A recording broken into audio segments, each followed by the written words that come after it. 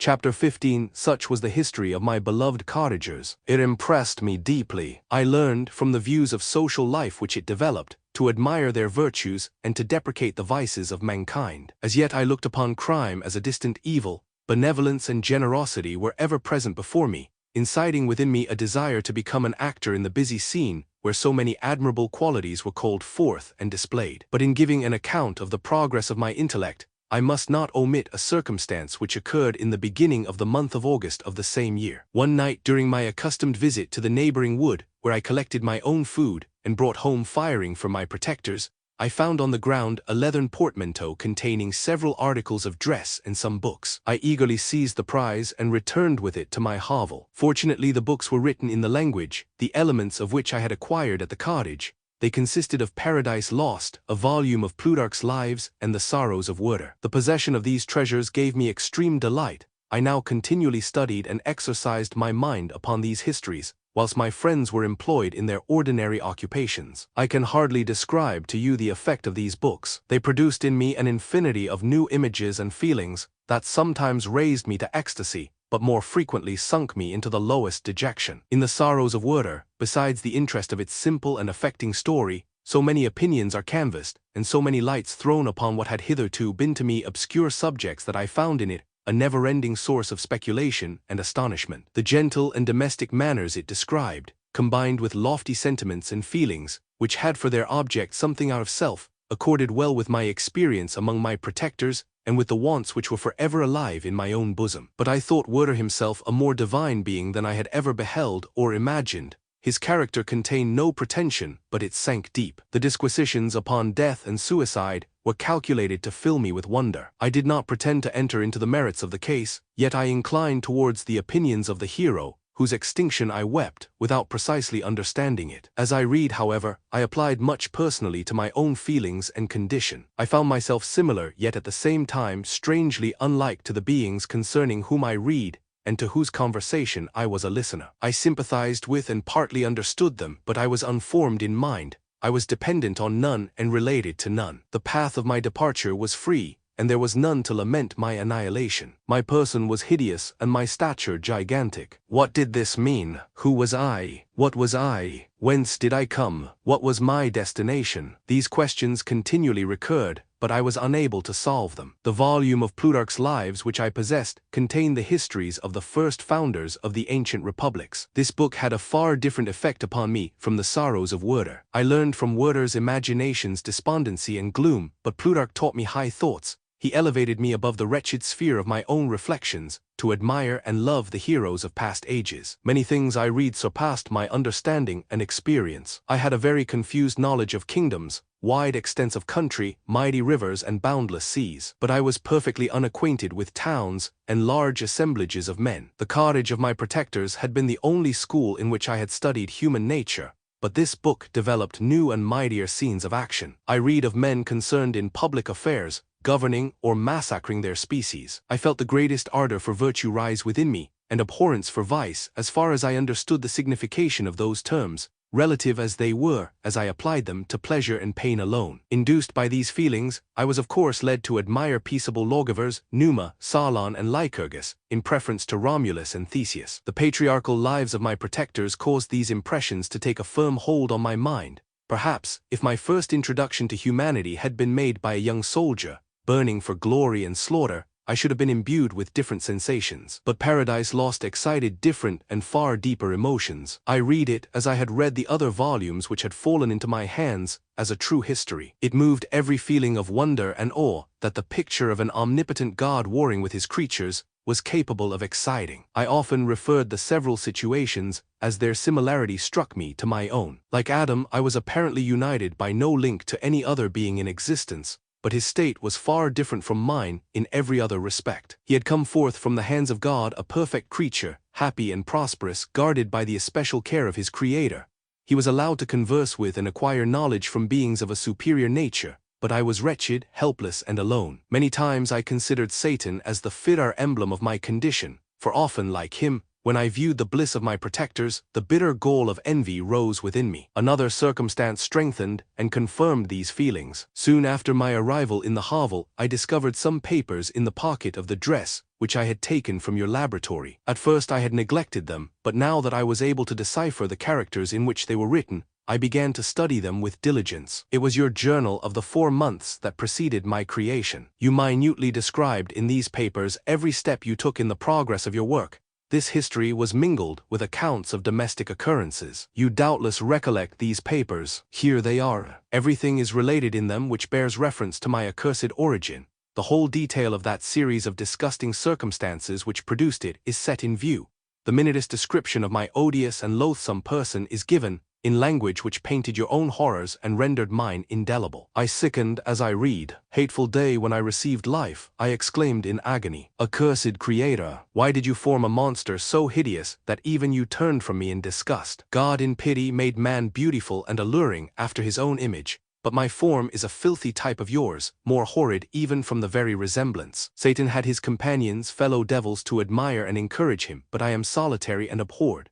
These were the reflections of my hours of despondency and solitude, but when I contemplated the virtues of the cottagers, their amiable and benevolent dispositions, I persuaded myself that when they should become acquainted with my admiration of their virtues they would compassionate me and overlook my personal deformity. Could they turn from their door one, however monstrous, who solicited their compassion and friendship? I resolved at least not to despair, but in every way to fit myself for an interview with them which would decide my fate. I postponed this attempt for some months longer, for the importance attached to its success inspired me with a dread lest I should fail. Besides, I found that my understanding improved so much with every day's experience that I was unwilling to commence this undertaking until a few more months should have added to my sagacity. Several changes in the meantime took place in the cottage. The presence of Safie diffused happiness among its inhabitants, and I also found that a greater degree of plenty reigned there. Felix and Agatha spent more time in amusement and conversation, and were assisted in their labors by servants. They did not appear rich, but they were contented and happy. Their feelings were serene and peaceful, while mine became every day more tumultuous. Increase of knowledge only discovered to me more clearly what a wretched outcast I was. I cherished hope, it is true, but it vanished when I beheld my person reflected in water or my shadow in the moonshine, even as that frail image and that inconstant shade. I endeavored to crush these fears and to fortify myself for the trial which in a few months I resolved to undergo. And sometimes I allowed my thoughts, unchecked by reason, to ramble in the fields of paradise, and dared to fancy amiable and lovely creatures sympathizing with my feelings and cheering my gloom.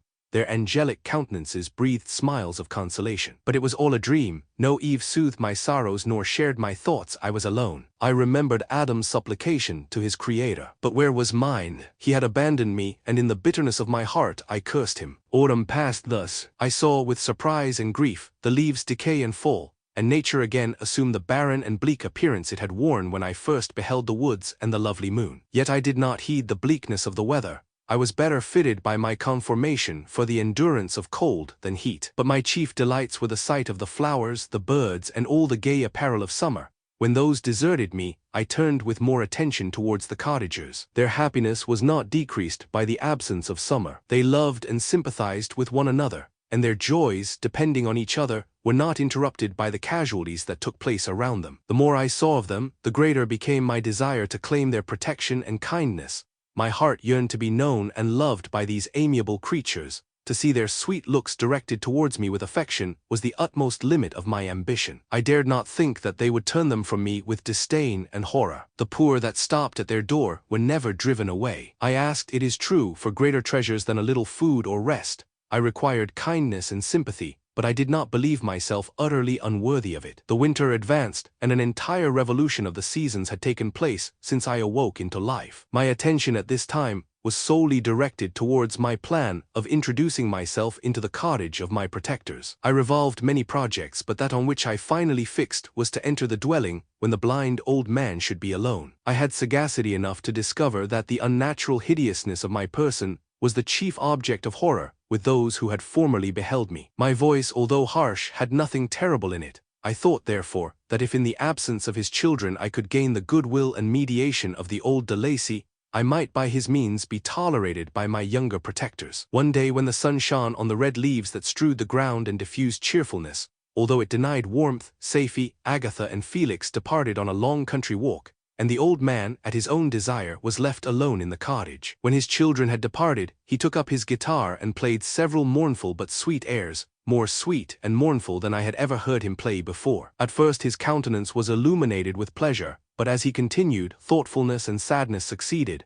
At length, laying aside the instrument, he sat absorbed in reflection. My heart beat quick. This was the hour and moment of trial, which would decide my hopes or realize my fears. The servants were gone to a neighboring fair. All was silent in and around the cottage. It was an excellent opportunity. Yet when I proceeded to execute my plan, my limbs failed me and I sank to the ground. Again I rose, and exerting all the firmness of which I was master, removed the planks which I had placed before my hovel to conceal my retreat. The fresh air revived me, and with renewed determination I approached the door of their cottage. I knocked. "Who is there?" said the old man. "Come in." I entered. "Pardon this intrusion," said I am a traveler in want of a little rest. You would greatly oblige me if you would allow me to remain a few minutes before the fire."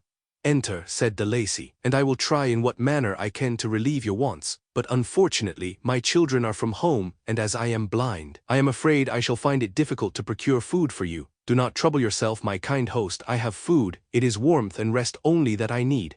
I sat down and a silence ensued. I knew that every minute was precious to me, yet I remained irresolute in what manner to commence the interview, when the old man addressed me. "By your language, stranger, I suppose you are my countryman. Are you French?" "No, but I was educated by a French family and understand that language only. I am now going to claim the protection of some friends whom I sincerely love and of whose favor I have some hopes. Are they Germans?" "No, they are French. But let us change the subject. I am an unfortunate and deserted creature. I look around and I have no relation or friend upon earth. These amiable people to whom I go have never seen me, and know little of me. I am full of fears, for if I fail there, I am an outcast in the world forever. Do not despair. To be friendless is indeed to be unfortunate, but the hearts of men, when unprejudiced by any obvious self-interest, are full of brotherly love and charity. Rely therefore on your hopes, and if these friends are good and amiable, do not despair. They are kind, they are the most excellent creatures in the world, but unfortunately they are prejudiced against me. I have good dispositions, my life has been hitherto harmless and in some degree beneficial, but a fatal prejudice clouds their eyes, and where they ought to see a feeling and kind friend, they behold only a detestable monster.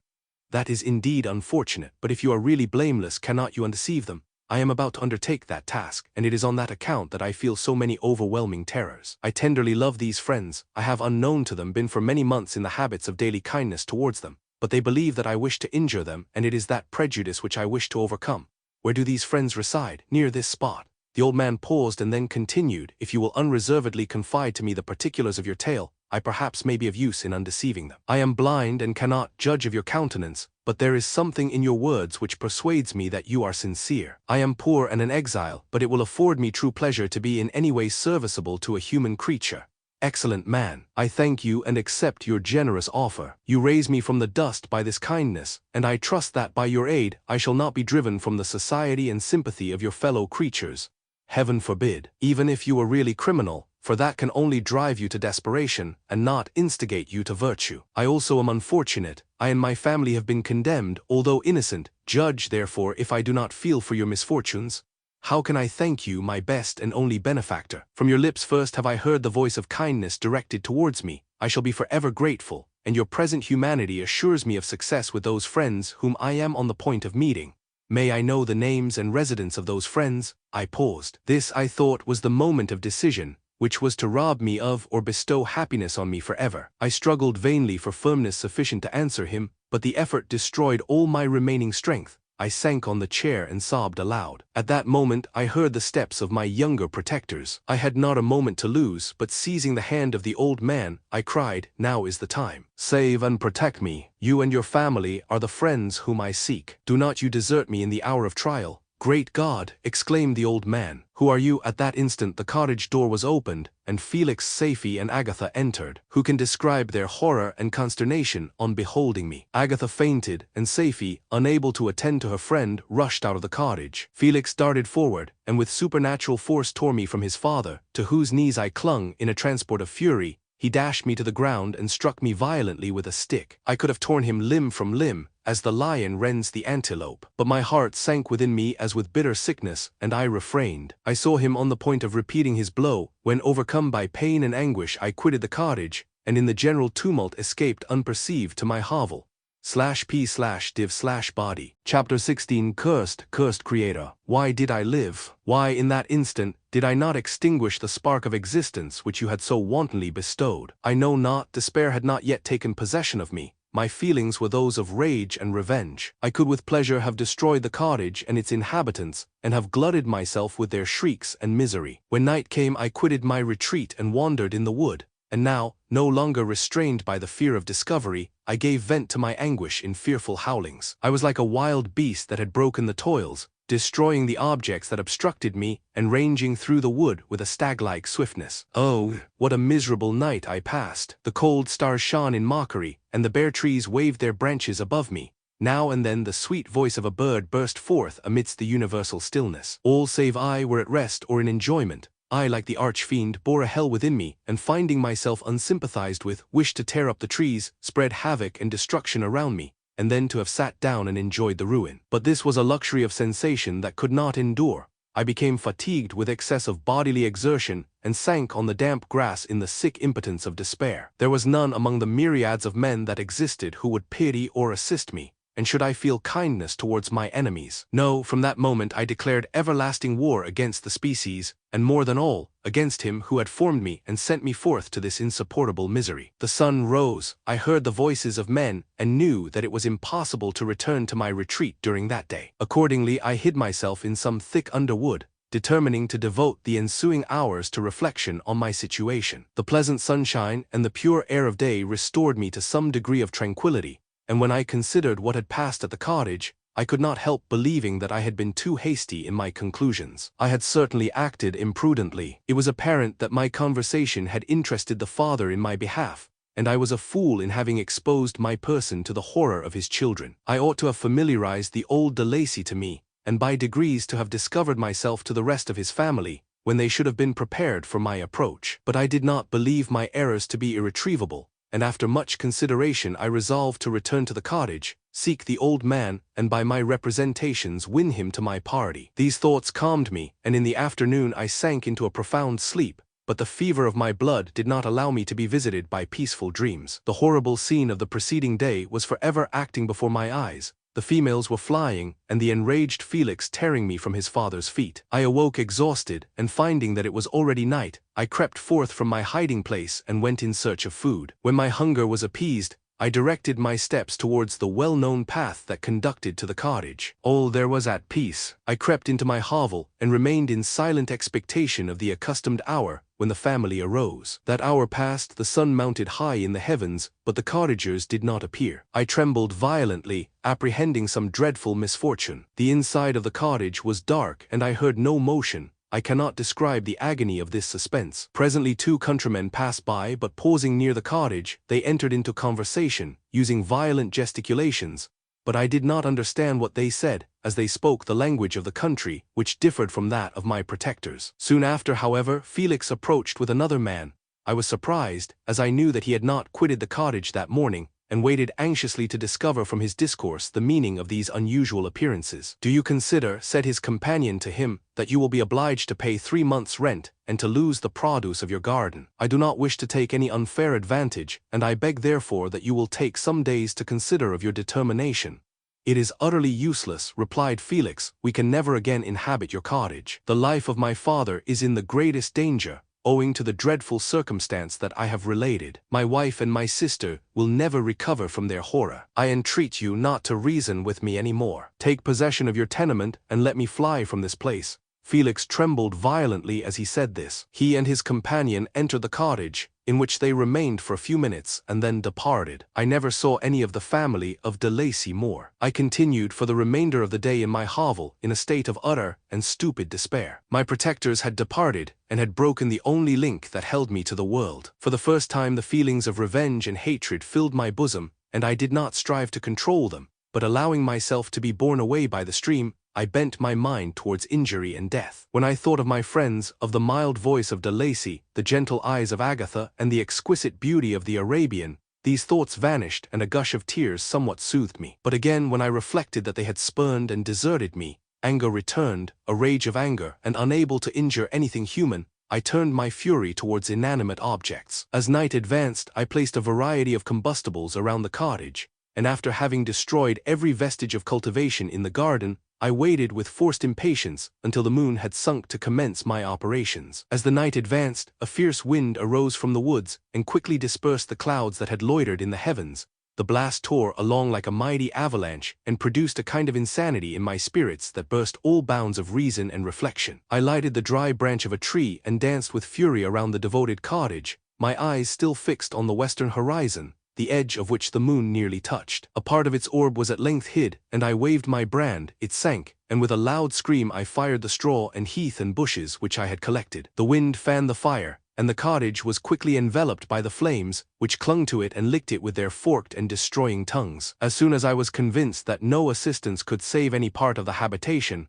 I quitted the scene and sought for refuge in the woods. And now, with the world before me, whither should I bend my steps? I resolved to fly far from the scene of my misfortunes, but to me, hated and despised, every country must be equally horrible. At length the thought of you crossed my mind. I learned from your papers that you were my father, my creator, and to whom could I apply with more fitness than to him who had given me life? Among the lessons that Felix had bestowed upon Safie, geography had not been omitted. I had learned from these the relative situations of the different countries of the earth. You had mentioned Geneva as the name of your native town, and towards this place I resolved to proceed. But how was I to direct myself? I knew that I must travel in a southwesterly direction to reach my destination, but the sun was my only guide. I did not know the names of the towns that I was to pass through, nor could I ask information from a single human being, but I did not despair. From you only could I hope for succor, although towards you I felt no sentiment but that of hatred. Unfeeling, heartless creator, you had endowed me with perceptions and passions, and then cast me abroad an object for the scorn and horror of mankind. But on you only had I any claim for pity and redress, and from you I determined to seek that justice which I vainly attempted to gain from any other being that wore the human form. My travels were long, and the sufferings I endured intense. It was late in autumn when I quitted the district where I had so long resided. I traveled only at night, fearful of encountering the visage of a human being. Nature decayed around me and the sun became heatless, rain and snow poured around me, mighty rivers were frozen.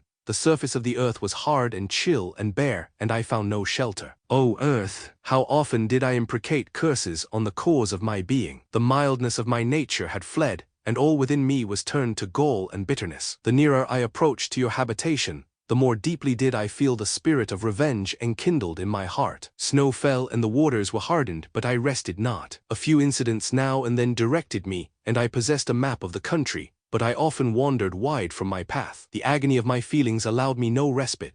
No incident occurred from which my rage and misery could not extract its food. But a circumstance that happened when I arrived on the confines of Switzerland, when the sun had recovered its warmth, and the earth again began to look green, confirmed in an especial manner the bitterness and horror of my feelings. I generally rested during the day, and traveled only when I was secured by night from the view of man. One morning, however, finding that my path lay through a deep wood, I ventured to continue my journey after the sun had risen. The day, which was one of the first of spring, cheered even me by the loveliness of its sunshine and the balminess of the air. I felt emotions of gentleness and pleasure, that had long appeared dead, revive within me. Half surprised by the novelty of these sensations, I allowed myself to be borne away by them, and forgetting my solitude and deformity, dared to be happy. Soft tears again bedewed my cheeks, and I even raised my humid eyes with thankfulness towards the blessed sun, which bestowed such joy upon me. I continued to wind among the paths of the wood, until I came to its boundary, which was skirted by a deep and rapid river, into which many of the trees bent their branches, now budding with the fresh spring. Here I paused, not exactly knowing what path to pursue, when I heard the sound of voices, that induced me to conceal myself under the shade of a cypress. I was scarcely hid when a young girl came running towards the spot where I was concealed, laughing, as if she ran from someone in sport. She continued her course along the precipitous sides of the river, when suddenly her foot slipped, and she fell into the rapid stream. I rushed from my hiding place and with extreme labor, from the force of the current, saved her and dragged her to shore. She was senseless, and I endeavored by every means in my power to restore animation,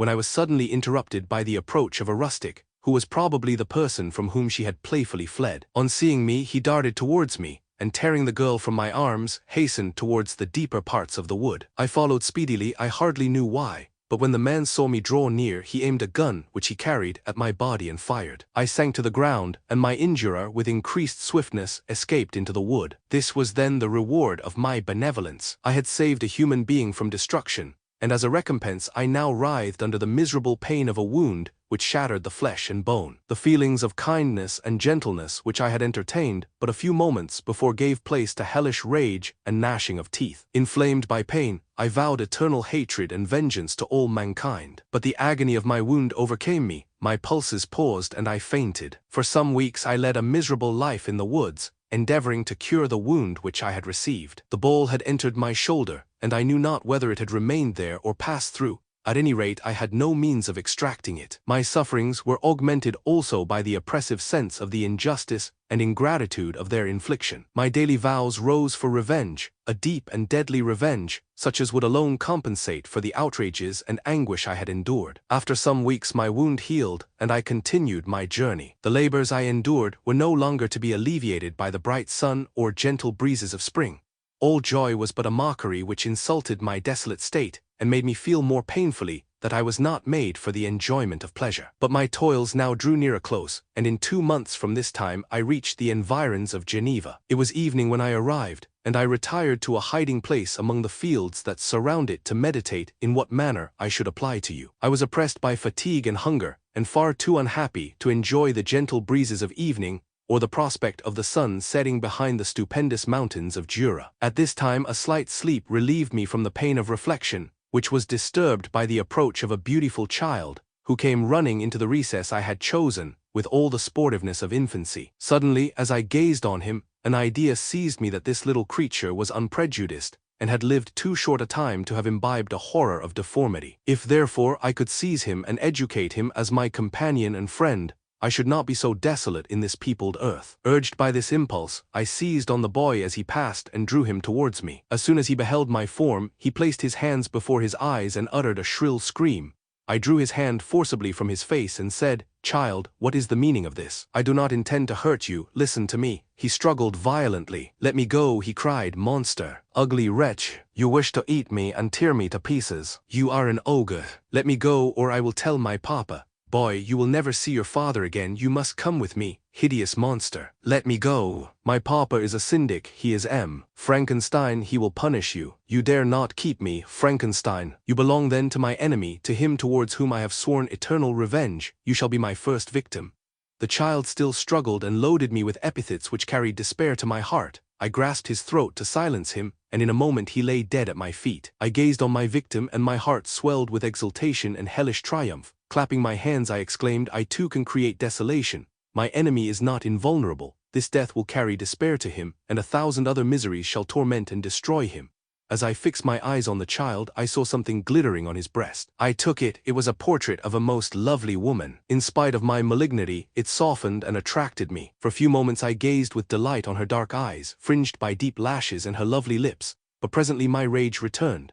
I remembered that I was forever deprived of the delights that such beautiful creatures could bestow, and that she whose resemblance I contemplated would, in regarding me, have changed that air of divine benignity to one expressive of disgust and affright. Can you wonder that such thoughts transported me with rage? I only wonder that at that moment, instead of venting my sensations in exclamations and agony, I did not rush among mankind and perish in the attempt to destroy them. While I was overcome by these feelings, I left the spot where I had committed the murder, and seeking a more secluded hiding place, I entered a barn which had appeared to me to be empty. A woman was sleeping on some straw. She was young, not indeed so beautiful as her whose portrait I held, but of an agreeable aspect and blooming in the loveliness of youth and health. Here, I thought, is one of those whose joy-imparting smiles are bestowed on all but me. And then I bent over her and whispered, "Awake, fairest, thy lover is near, he who would give his life but to obtain one look of affection from thine eyes. My beloved, awake." The sleeper stirred, a thrill of terror ran through me. Should she indeed awake and see me and curse me and denounce the murderer? Thus would she assuredly act if her darkened eyes opened and she beheld me. The thought was madness, it stirred the fiend within me. Not I but she shall suffer,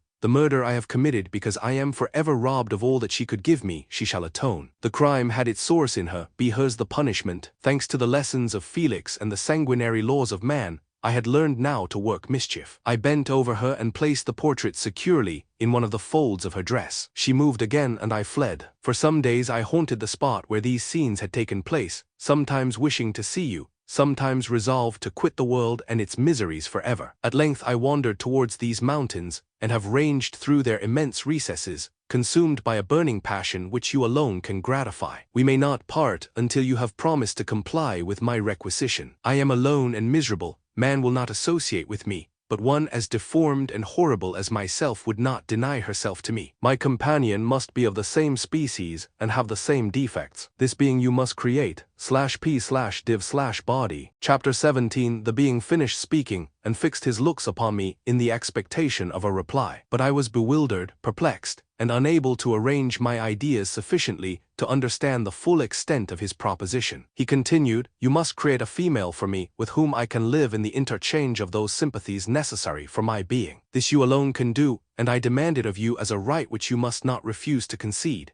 The latter part of his tale had kindled anew in me the anger that had died away while he narrated his peaceful life among the cottagers, and as he said this, I could no longer suppress the rage that burned within me. I do refuse it, I replied, and no torture shall ever extort a consent from me. You may render me the most miserable of men, but you shall never make me base in my own eyes. Shall I create another like yourself, whose joint wickedness might desolate the world? Begone, I have answered you, you may torture me, but I will never consent. You are in the wrong, replied the fiend, and instead of threatening, I am content to reason with you. I am malicious because I am miserable. Am I not shunned and hated by all mankind? You, my creator, would tear me to pieces and triumph. Remember that, and tell me why I should pity man more than he pities me. You would not call it murder if you could precipitate me into one of those ice rifts and destroy my frame, the work of your own hands. Shall I respect man when he condemns me? Let him live with me in the interchange of kindness, and instead of injury, I would bestow every benefit upon him with tears of gratitude at his acceptance. But that cannot be. The human senses are insurmountable barriers to our union. Yet mine shall not be the submission of abject slavery. I will revenge my injuries. If I cannot inspire love, I will cause fear, and chiefly towards you, my archenemy, because my creator, do I swear inextinguishable hatred. Have a care, I will work at your destruction, nor finish until I desolate your heart, so that you shall curse the hour of your birth. A fiendish rage animated him as he said this. His face was wrinkled into contortions too horrible for human eyes to behold, but presently he calmed himself and proceeded, I intended to reason. This passion is detrimental to me, for you do not reflect that you are the cause of its excess. If any being felt emotions of benevolence towards me, I should return them 100 and 100-fold. For that one creature's sake I would make peace with the whole kind. But I now indulge in dreams of bliss that cannot be realized. What I ask of you is reasonable and moderate. I demand a creature of another sex but as hideous as myself. The gratification is small, but it is all that I can receive, and it shall content me. It is true we shall be monsters cut off from all the world, but on that account we shall be more attached to one another. Our lives will not be happy, but they will be harmless and free from the misery I now feel. Oh, my Creator, make me happy. Let me feel gratitude towards you for one benefit. Let me see that I excite the sympathy of some existing thing. Do not deny me my request. I was moved. I shuddered when I thought of the possible consequences of my consent, but I felt that there was some justice in his argument. His tale and the feelings he now expressed proved him to be a creature of fine sensations, and did I not as his maker owe him all the portion of happiness that it was in my power to bestow? He saw my change of feeling and continued, if you consent, neither you nor any other human being shall ever see us again. I will go to the vast wilds of South America. My food is not that of man. I do not destroy the lamb and the kid to glut my appetite. Acorns and berries afford me sufficient nourishment. My companion will be of the same nature as myself, and will be content with the same fare. We shall make our bed of dried leaves. The sun will shine on us as on man, and will ripen our food. The picture I present to you is peaceful and human, and you must feel that you could deny it only in the wantonness of power and cruelty. Pitiless as you have been towards me, I now see compassion in your eyes. Let me seize the favorable moment and persuade you to promise what I so ardently desire. You propose, replied I, to fly from the habitations of man, to dwell in those wilds where the beasts of the field will be your only companions. How can you, who long for the love and sympathy of man, persevere in this exile? You will return and again seek their kindness, and you will meet with their detestation. Your evil passions will be renewed, and you will then have a companion to aid you in the task of destruction. This may not be, cease to argue the point, for I cannot consent. How inconstant are your feelings? But a moment ago you were moved by my representations, and why do you again harden yourself to my complaints? I swear to you by the earth which I inhabit, and by you that made me, that with the companion you bestow, I will quit the neighborhood of man and dwell, as it may chance, in the most savage of places. My evil passions will have fled, for I shall meet with sympathy. My life will flow quietly away, and in my dying moments I shall not curse my Maker. His words had a strange effect upon me. I compassionated him and sometimes felt a wish to console him, but when I looked upon him, when I saw the filthy mass that moved and talked, my heart sickened and my feelings were altered to those of horror and hatred. I tried to stifle these sensations. I thought that as I could not sympathize with him, I had no right to withhold from him the small portion of happiness which was yet in my power to bestow. You swear, I said, to be harmless, but have you not already shown a degree of malice that should reasonably make me distrust you? May not even this be a feint that will increase your triumph by affording a wider scope for your revenge? How is this? I must not be trifled with, and I demand an answer. If I have no ties and no affections, hatred and vice must be my portion. The love of another will destroy the cause of my crimes, and I shall become a thing of whose existence everyone will be ignorant. My vices are the children of a forced solitude that I abhor, and my virtues will necessarily arise when I live in communion with an equal. I shall feel the affections of a sensitive being, and become linked to the chain of existence and events from which I am now excluded. I paused some time to reflect on all he had related, and the various arguments which he had employed. I thought of the promise of virtues which he had displayed on the opening of his existence, and the subsequent blight of all kindly feeling by the loathing and scorn which his protectors had manifested towards him. His power and threats were not omitted in my calculations. A creature who could exist in the ice caves of the glaciers and hide himself from pursuit among the ridges of inaccessible precipices was a being possessing faculties it would be vain to cope with. After a long pause of reflection, I concluded that the justice due both to him and my fellow creatures demanded of me that I should comply with his request. Turning to him, therefore, I said, I consent to your demand, on your solemn oath to quit Europe forever and every other place in the neighborhood of man, as soon as I shall deliver into your hands a female who will accompany you in your exile. I swear, he cried, by the sun and by the blue sky of heaven and by the fire of love that burns my heart, that if you grant my prayer, while they exist you shall never behold me again. Depart to your home and commence your labors. I shall watch their progress with unutterable anxiety, and fear not but that when you are ready I shall appear.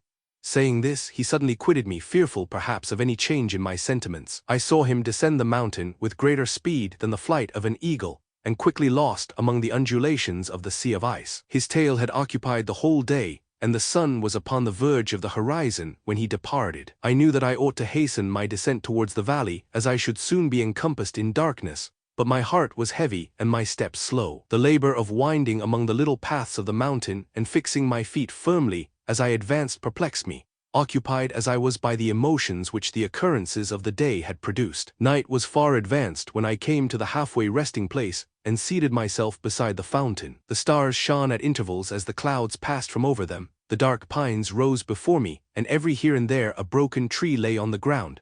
It was a scene of wonderful solemnity and stirred strange thoughts within me. I wept bitterly, and clasping my hands in agony I exclaimed, "Oh, stars and clouds and winds, ye are all about to mock me. If ye really pity me, crush sensation and memory, let me become as naught, but if not, depart, and leave me in darkness." These were wild and miserable thoughts, but I cannot describe to you how the eternal twinkling of the stars weighed upon me, and how I listened to every blast of wind, as if it were a dull, ugly siroc on its way to consume me. Morning dawned before I arrived at the village of Chamounix. I took no rest, but returned immediately to Geneva. Even in my own heart I could give no expression to my sensations. They weighed on me with a mountain's weight, and their excess destroyed my agony beneath them. Thus I returned home, and entering the house presented myself to the family. My haggard and wild appearance awoke intense alarm, but I answered no question, scarcely did I speak. I felt as if I were placed under a ban, as if I had no right to claim their sympathies, as if never more might I enjoy companionship with them. Yet even thus I loved them to adoration, and to save them, I resolved to dedicate myself to my most abhorred task. The prospect of such an occupation made every other circumstance of existence pass before me like a dream, and that thought only had to me the reality of life. /p/div/body. Chapter 18. Day after day, week after week, passed away on my return to Geneva, and I could not collect the courage to recommence my work. I feared the vengeance of the disappointed fiend, Yet I was unable to overcome my repugnance to the task which was enjoined me. I found that I could not compose a female without again devoting several months to profound study and laborious disquisition. I had heard of some discoveries having been made by an English philosopher, the knowledge of which was material to my success, and I sometimes thought of obtaining my father's consent to visit England for this purpose. But I clung to every pretense of delay and shrank from taking the first step in an undertaking whose immediate necessity began to appear less absolute to me. A change indeed had taken place in me. My health, which had hitherto declined, was now much restored, and my spirits, when unchecked by the memory of my unhappy promise, rose proportionably. My father saw this change with pleasure, and he turned his thoughts towards the best method of eradicating the remains of my melancholy, which every now and then would return by fits, and with a devouring blackness overcast the approaching sunshine. At these moments I took refuge in the most perfect solitude. I passed whole days on the lake alone in a little boat, watching the clouds and listening to the rippling of the waves, silent and listless. But the fresh air and bright sun seldom failed to restore me to some degree of composure, and on my return I met the salutations of my friends with a readier smile and a more cheerful heart. It was after my return from one of these rambles that my father, calling me aside, thus addressed me: "I am happy to remark, my dear son, that you have resumed your former pleasures and seem to be returning to yourself. And yet you are still unhappy and still avoid our society." For some time I was lost in conjecture as to the cause of this, but yesterday an idea struck me, and if it is well founded, I conjure you to avow it. Reserve on such a point would be not only useless but draw down treble misery on us all.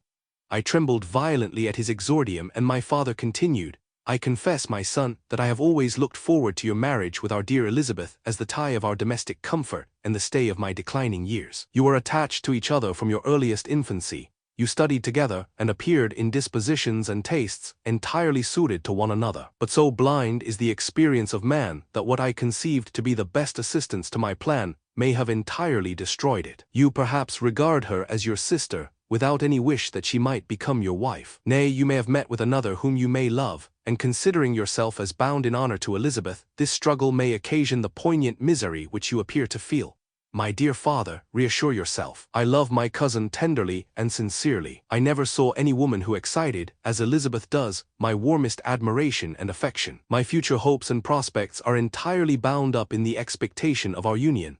The expression of your sentiments of this subject, my dear Victor, gives me more pleasure than I have for some time experienced. If you feel thus, we shall assuredly be happy, however present events may cast a gloom over us. But it is this gloom which appears to have taken so strong a hold of your mind that I wish to dissipate. Tell me, therefore, whether you object to an immediate solemnization of the marriage. We have been unfortunate, and recent events have drawn us from that everyday tranquility befitting my years and infirmities. You are younger, yet I do not suppose, possessed as you are of a competent fortune, that an early marriage would at all interfere with any future plans of honor and utility that you may have formed. Do not suppose, however, that I wish to dictate happiness to you, or that a delay on your part would cause me any serious uneasiness. Interpret my words with candor and answer me, I conjure you, with confidence and sincerity. I listened to my father in silence and remained for some time incapable of offering any reply. I revolved rapidly in my mind a multitude of thoughts and endeavored to arrive at some conclusion. Alas, to me the idea of an immediate union with my Elizabeth was one of horror and dismay. I was bound by a solemn promise which I had not yet fulfilled and dared not break, or if I did, what manifold miseries might not impend over me and my devoted family. Could I enter into a festival with this deadly weight yet hanging round my neck and bowing me to the ground? I must perform my engagement and let the monster depart with his mate before I allowed myself to enjoy the delight of a union from which I expected peace. I remembered also the necessity imposed upon me of either journeying to England or entering into a long correspondence with those philosophers of that country, whose knowledge and discoveries were of indispensable use to me in my present undertaking. The latter method of obtaining the desired intelligence was dilatory and unsatisfactory.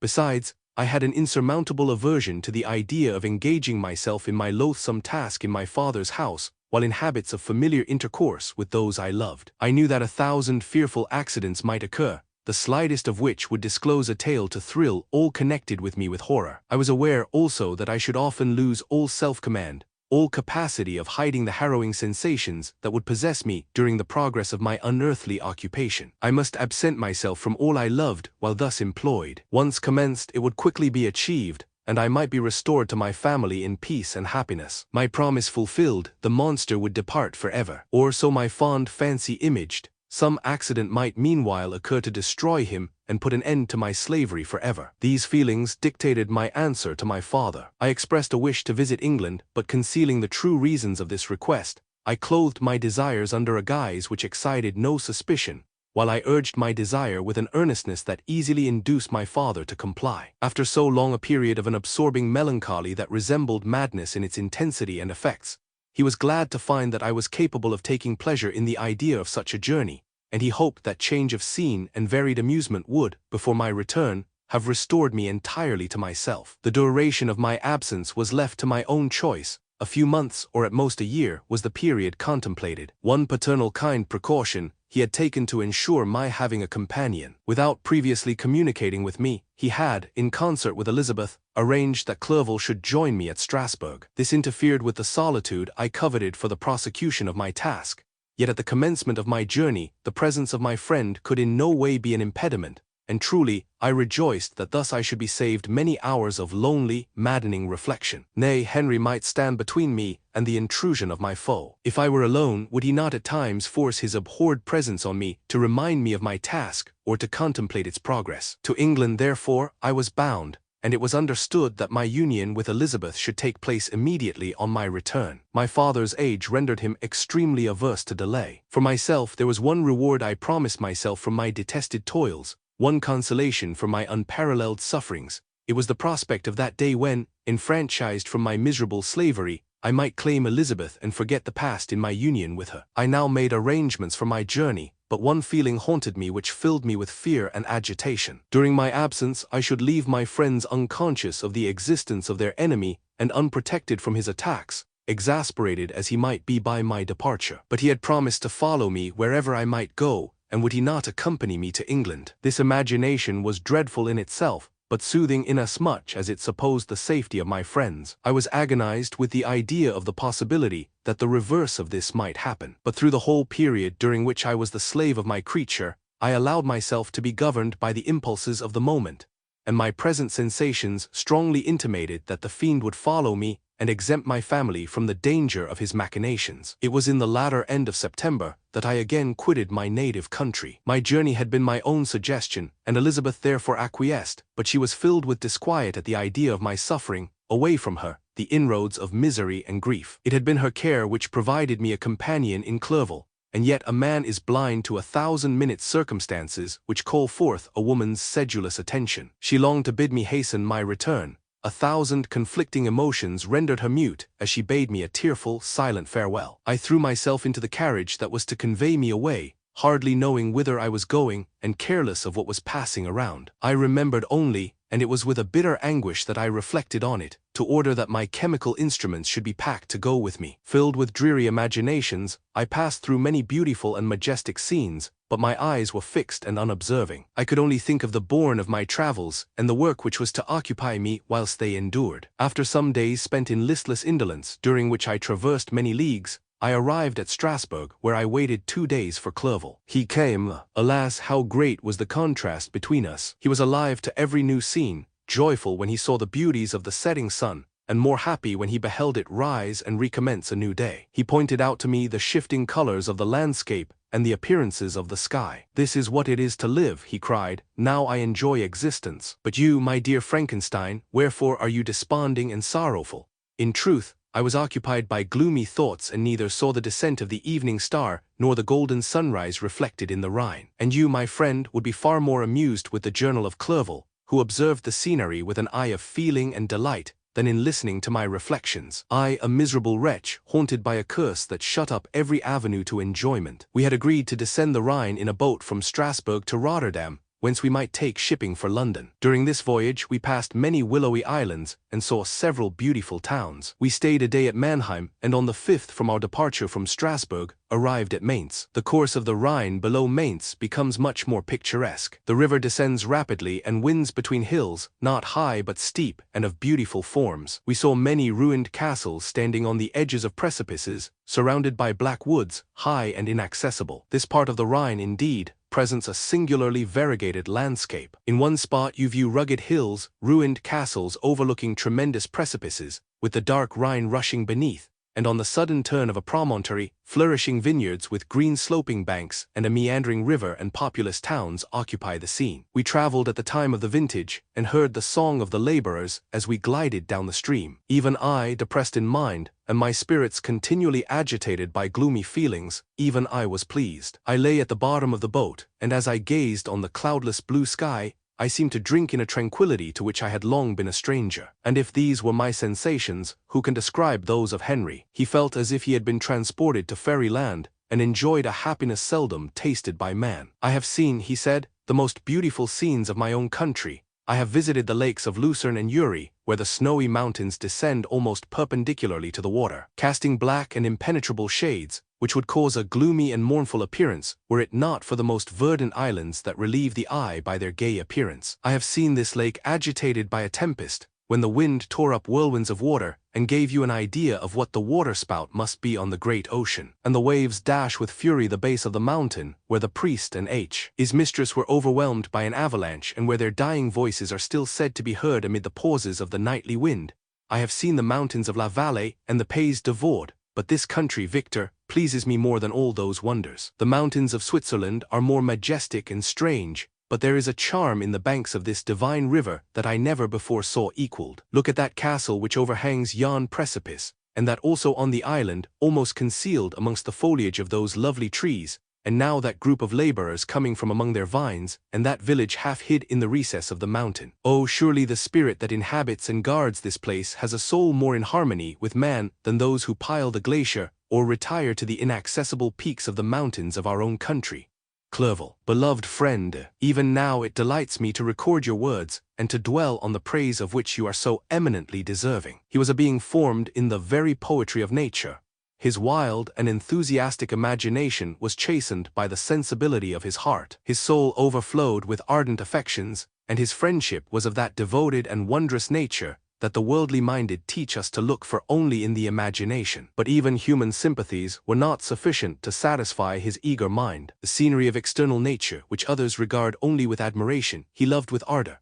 The sounding cataract haunted him like a passion. The tall rock, the mountain, and the deep and gloomy wood, their colors and their forms were then to him an appetite, a feeling and a love that had no need of a remoter charm, by thought supplied, or any interest unborrowed from the eye. Wordsworth's Tintern Abbey, and where does he now exist? Is this gentle and lovely being lost forever? Has this mind, so replete with ideas, imaginations fanciful and magnificent, which formed a world, whose existence depended on the life of its creator, has this mind perished? Does it now only exist in my memory? No, it is not thus. Your form so divinely wrought and beaming with beauty has decayed, but your spirit still visits and consoles your unhappy friend. Pardon this gush of sorrow. These ineffectual words are but a slight tribute to the unexampled worth of Henry, but they soothe my heart, overflowing with the anguish which his remembrance creates. I will proceed with my tale. Beyond Cologne we descended to the plains of Holland, and we resolved to post the remainder of our way, for the wind was contrary and the stream of the river was too gentle to aid us. Our journey here lost the interest arising from beautiful scenery, but we arrived in a few days at Rotterdam, whence we proceeded by sea to England. It was on a clear morning, in the latter days of December, that I first saw the white cliffs of Britain. The banks of the Thames presented a new scene.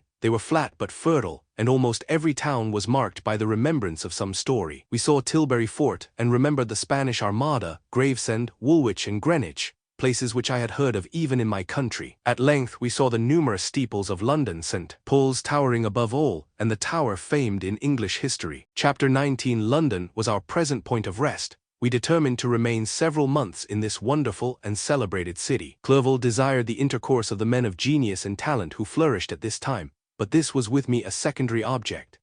I was principally occupied with the means of obtaining the information necessary for the completion of my promise, and quickly availed myself of the letters of introduction that I had brought with me, addressed to the most distinguished natural philosophers. If this journey had taken place during my days of study and happiness, it would have afforded me inexpressible pleasure. But a blight had come over my existence, and I only visited these people for the sake of the information they might give me on the subject in which my interest was so terribly profound. Company was irksome to me. When alone I could fill my mind with the sights of heaven and earth, The voice of Henry soothed me, and I could thus cheat myself into a transitory peace. But busy, uninteresting, joyous faces brought back despair to my heart. I saw an insurmountable barrier placed between me and my fellow men.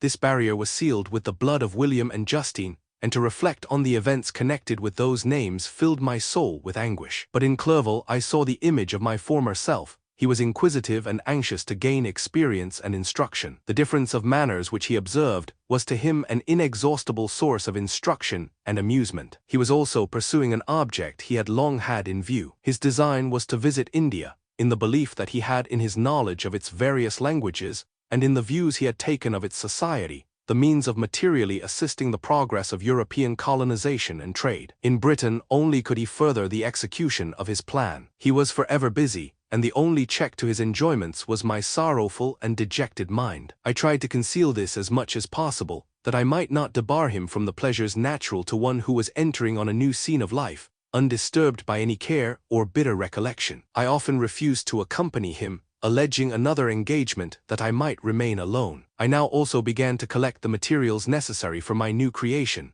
and this was to me like the torture of single drops of water continually falling on the head. Every thought that was devoted to it was an extreme anguish, and every word that I spoke in allusion to it caused my lips to quiver and my heart to palpitate. After passing some months in London, we received a letter from a person in Scotland who had formerly been our visitor at Geneva. He mentioned the beauties of his native country, and asked us if those were not sufficient allurements to induce us to prolong our journey as far north as Perth, where he resided. Clerval eagerly desired to accept this invitation, and I, although I abhorred society, wished to view again mountains and streams, and all the wondrous works with which nature adorns her chosen dwelling places. We had arrived in England at the beginning of October, and it was now February. We accordingly determined to commence our journey towards the north at the expiration of another month. In this expedition we did not intend to follow the great road to Edinburgh, but to visit Windsor, Oxford, Matlock, and the Cumberland Lakes, resolving to arrive at the completion of this tour about the end of July. I packed up my chemical instruments and the materials I had collected, resolving to finish my labors in some obscure nook in the northern highlands of Scotland. We quitted London on the 27th of March and remained a few days at Windsor, rambling in its beautiful forest. This was a new scene to us mountaineers. The majestic oaks, the quantity of game, and the herds of stately deer were all novelties to us. From thence we proceeded to Oxford. As we entered this city, our minds were filled with the remembrance of the events that had been transacted there more than a century and a half before. It was here that Charles I had collected his forces. This city had remained faithful to him, after the whole nation had forsaken his cause to join the standard of Parliament and liberty. The memory of that unfortunate king and his companions, the amiable Falkland, the insolent Goring, his queen and son, gave a peculiar interest to every part of the city which they might be supposed to have inhabited. The spirit of elder days found a dwelling here, and we delighted to trace its footsteps. If these feelings had not found an imaginary gratification, the appearance of the city had yet in itself sufficient beauty to obtain our admiration. The colleges are ancient and picturesque, the streets are almost magnificent, and the lovely Isis which flows beside it through meadows of exquisite verdure is spread forth into a placid expanse of waters, which reflects its majestic assemblage of towers and spires and domes, embosomed among aged trees. I enjoyed this scene, and yet my enjoyment was embittered both by the memory of the past and the anticipation of the future. I was formed for peaceful happiness. During my youthful days discontent never visited my mind, and if I was ever overcome by ennui, the sight of what is beautiful in nature, or the study of what is excellent and sublime in the productions of man, could always interest my heart and communicate elasticity to my spirits. But I am a blasted tree, the bolt has entered my soul, and I felt then that I should survive to exhibit what I shall soon cease to be, a miserable spectacle of wrecked humanity, pitiable to others and intolerable to myself. We passed a considerable period at Oxford, rambling among its environs and endeavoring to identify every spot which might relate to the most animating epoch of English history. Our little voyages of discovery were often prolonged by the successive objects that presented themselves. We visited the tomb of the illustrious Hampden and the field on which that patriot fell. For a moment my soul was elevated from its debasing and miserable fears to contemplate the divine ideas of liberty and self-sacrifice of which these sites were the monuments and the remembrancers. For an instant I dared to shake off my chains and look around me with a free and lofty spirit, but the iron had eaten into my flesh, and I sank again, trembling and hopeless, into my miserable self. We left Oxford with regret and proceeded to Matlock, which was our next place of rest. The country in the neighborhood of this village resembled, to a greater degree, the scenery of Switzerland, but everything is on a lower scale, and the green hills want the crown of distant white Alps which always attend on the piney mountains of my native country. We visited the wondrous cave and the little cabinets of natural history, where the curiosities are disposed in the same manner as in the collections at Servox and Chamonix. The latter name made me tremble when pronounced by Henry, and I hastened to quit Matlock, with which that terrible scene was thus associated. From Derby, still journeying northwards, we passed 2 months in Cumberland and Westmoreland. I could now almost fancy myself among the Swiss mountains. The little patches of snow which yet lingered on the northern sides of the mountains, the lakes, and the dashing of the rocky streams were all familiar and dear sights to me. Here also we made some acquaintances, who almost contrived to cheat me into happiness. The delight of Clerval was proportionably greater than mine. His mind expanded in the company of men of talent, and he found in his own nature greater capacities and resources than he could have imagined himself to have possessed while he associated with his inferiors. I could pass my life here, said he to me, and among these mountains I should scarcely regret Switzerland and the Rhine. But he found that a traveller's life is one that includes much pain amidst its enjoyments. His feelings are forever on the stretch, and when he begins to sink into repose, he finds himself obliged to quit that on which he rests in pleasure for something new, which again engages his attention, and which also he forsakes for other novelties. We had scarcely visited the various lakes of Cumberland and Westmoreland, and conceived an affection for some of the inhabitants when the period of our appointment with our Scotch friend approached, and we left them to travel on. For my own part, I was not sorry. I had now neglected my promise for some time, and I feared the effects of the demon's disappointment. He might remain in Switzerland and wreak his vengeance on my relatives. This idea pursued me, and tormented me at every moment from which I might otherwise have snatched repose and peace. I waited for my letters with feverish impatience. If they were delayed, I was miserable and overcome by 1,000 fears, and when they arrived and I saw the superscription of Elizabeth or my father, I hardly dared to read and ascertain my fate. Sometimes I thought that the fiend followed me and might expedite my remissness by murdering my companion. When these thoughts possessed me, I would not quit Henry for a moment, but followed him as his shadow, to protect him from the fancied rage of his destroyer. I felt as if I had committed some great crime, the consciousness of which haunted me. I was guiltless, but I had indeed drawn down a horrible curse upon my head, as mortal as that of crime. I visited Edinburgh with languid eyes and mind, and yet that city might have interested the most unfortunate being. Clerval did not like it so well as Oxford, for the antiquity of the latter city was more pleasing to him. But the beauty and regularity of the new town of Edinburgh, its romantic castle and its environs, the most delightful in the world, Arthur's Seat, St. Bernard's Well and the Pentland Hills, compensated him for the change and filled him with cheerfulness and admiration. But I was impatient to arrive at the termination of my journey. We left Edinburgh in a week, passing through Cupar, St. Andrews and along the banks of the Tay to Perth, where our friend expected us. But I was in no mood to laugh and talk with strangers, or enter into their feelings or plans with the good humor expected from a guest, and accordingly I told Clerval that I wished to make the tour of Scotland alone. "Do you," said I, "enjoy yourself and let this be our rendezvous. I may be absent a month or two, but do not interfere with my motions, I entreat you. Leave me to peace and solitude for a short time, and when I return I hope it will be with a lighter heart, more congenial to your own temper."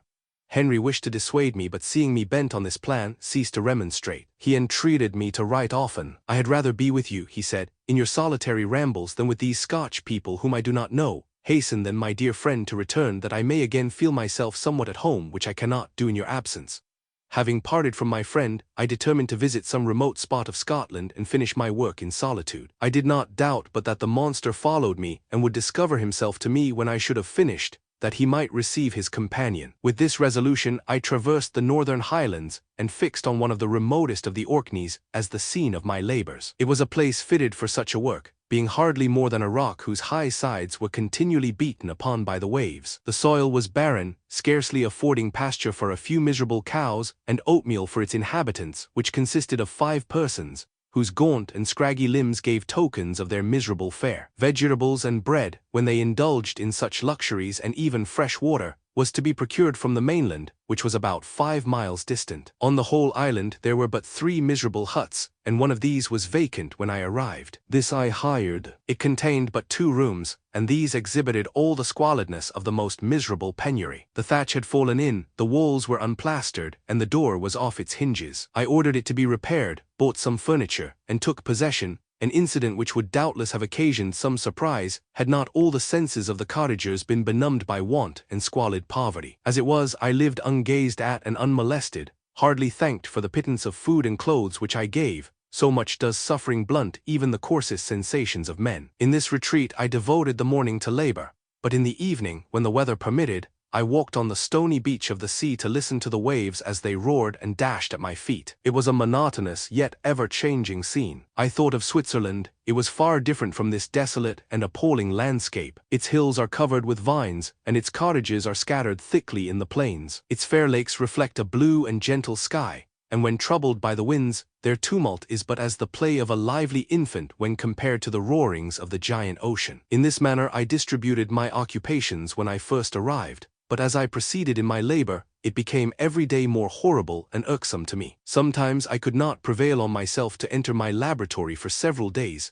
and at other times I toiled day and night in order to complete my work. It was, indeed, a filthy process in which I was engaged. During my first experiment, a kind of enthusiastic frenzy had blinded me to the horror of my employment. My mind was intently fixed on the consummation of my labor, and my eyes were shut to the horror of my proceedings. But now I went to it in cold blood, and my heart often sickened at the work of my hands. Thus situated, employed in the most detestable occupation, immersed in a solitude where nothing could for an instant call my attention from the actual scene in which I was engaged, my spirits became unequal. I grew restless and nervous. Every moment I feared to meet my persecutor. Sometimes I sat with my eyes fixed on the ground, fearing to raise them lest they should encounter the object which I so much dreaded to behold. I feared to wander from the sight of my fellow creatures, lest when alone he should come to claim his companion. In the meantime I worked on, and my labor was already considerably advanced. I looked towards its completion with a tremulous and eager hope, which I dared not trust myself to question, but which was intermixed with obscure forebodings of evil that made my heart sicken in my bosom. /p/div/body. Chapter 20. I sat one evening in my laboratory. The sun had set and the moon was just rising from the sea. I had not sufficient light for my employment, and I remained idle, in a pause of consideration of whether I should leave my labor for the night or hasten its conclusion by an unremitting attention to it. As I sat, a train of reflection occurred to me, which led me to consider the effects of what I was now doing. 3 years before, I was engaged in the same manner, and had created a fiend whose unparalleled barbarity had desolated my heart, and filled it forever with the bitterest remorse. I was now about to form another being of whose dispositions I was alike ignorant. She might become 10,000 times more malignant than her mate and delight, for its own sake, in murder and wretchedness. He had sworn to quit the neighborhood of man and hide himself in deserts, but she had not, and she, who in all probability was to become a thinking and reasoning animal, might refuse to comply with a compact made before her creation. They might even hate each other. The creature who already lived loathed his own deformity, and might he not conceive a greater abhorrence for it when it came before his eyes in the female form? She also might turn with disgust from him to the superior beauty of man.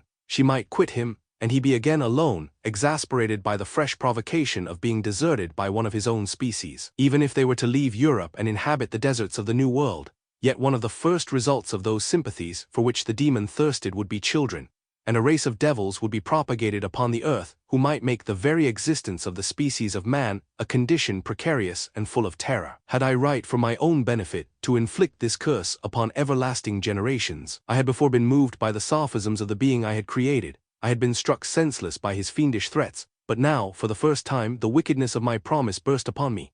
I shuddered to think that future ages might curse me as their pest, whose selfishness had not hesitated to buy its own peace at the price, perhaps, of the existence of the whole human race. I trembled and my heart failed within me, when, on looking up, I saw by the light of the moon the demon at the casement. A ghastly grin wrinkled his lips as he gazed on me, where I sat fulfilling the task which he had allotted to me. Yes, he had followed me in my travels. He had loitered in forests, hid himself in caves, or taken refuge in wide and desert heaths, and he now came to mark my progress and claim the fulfillment of my promise. As I looked on him, his countenance expressed the utmost extent of malice and treachery. I thought with a sensation of madness on my promise of creating another like to him, and trembling with passion, tore to pieces the thing on which I was engaged. The wretch saw me destroy the creature on whose future existence he depended for happiness, and with a howl of devilish despair and revenge, withdrew. I left the room and, locking the door, made a solemn vow in my own heart never to resume my labors, and then, with trembling steps, I sought my own apartment. I was alone, none were near me to dissipate the gloom, and relieve me from the sickening oppression of the most terrible reveries. Several hours passed, and I remained near my window gazing on the sea.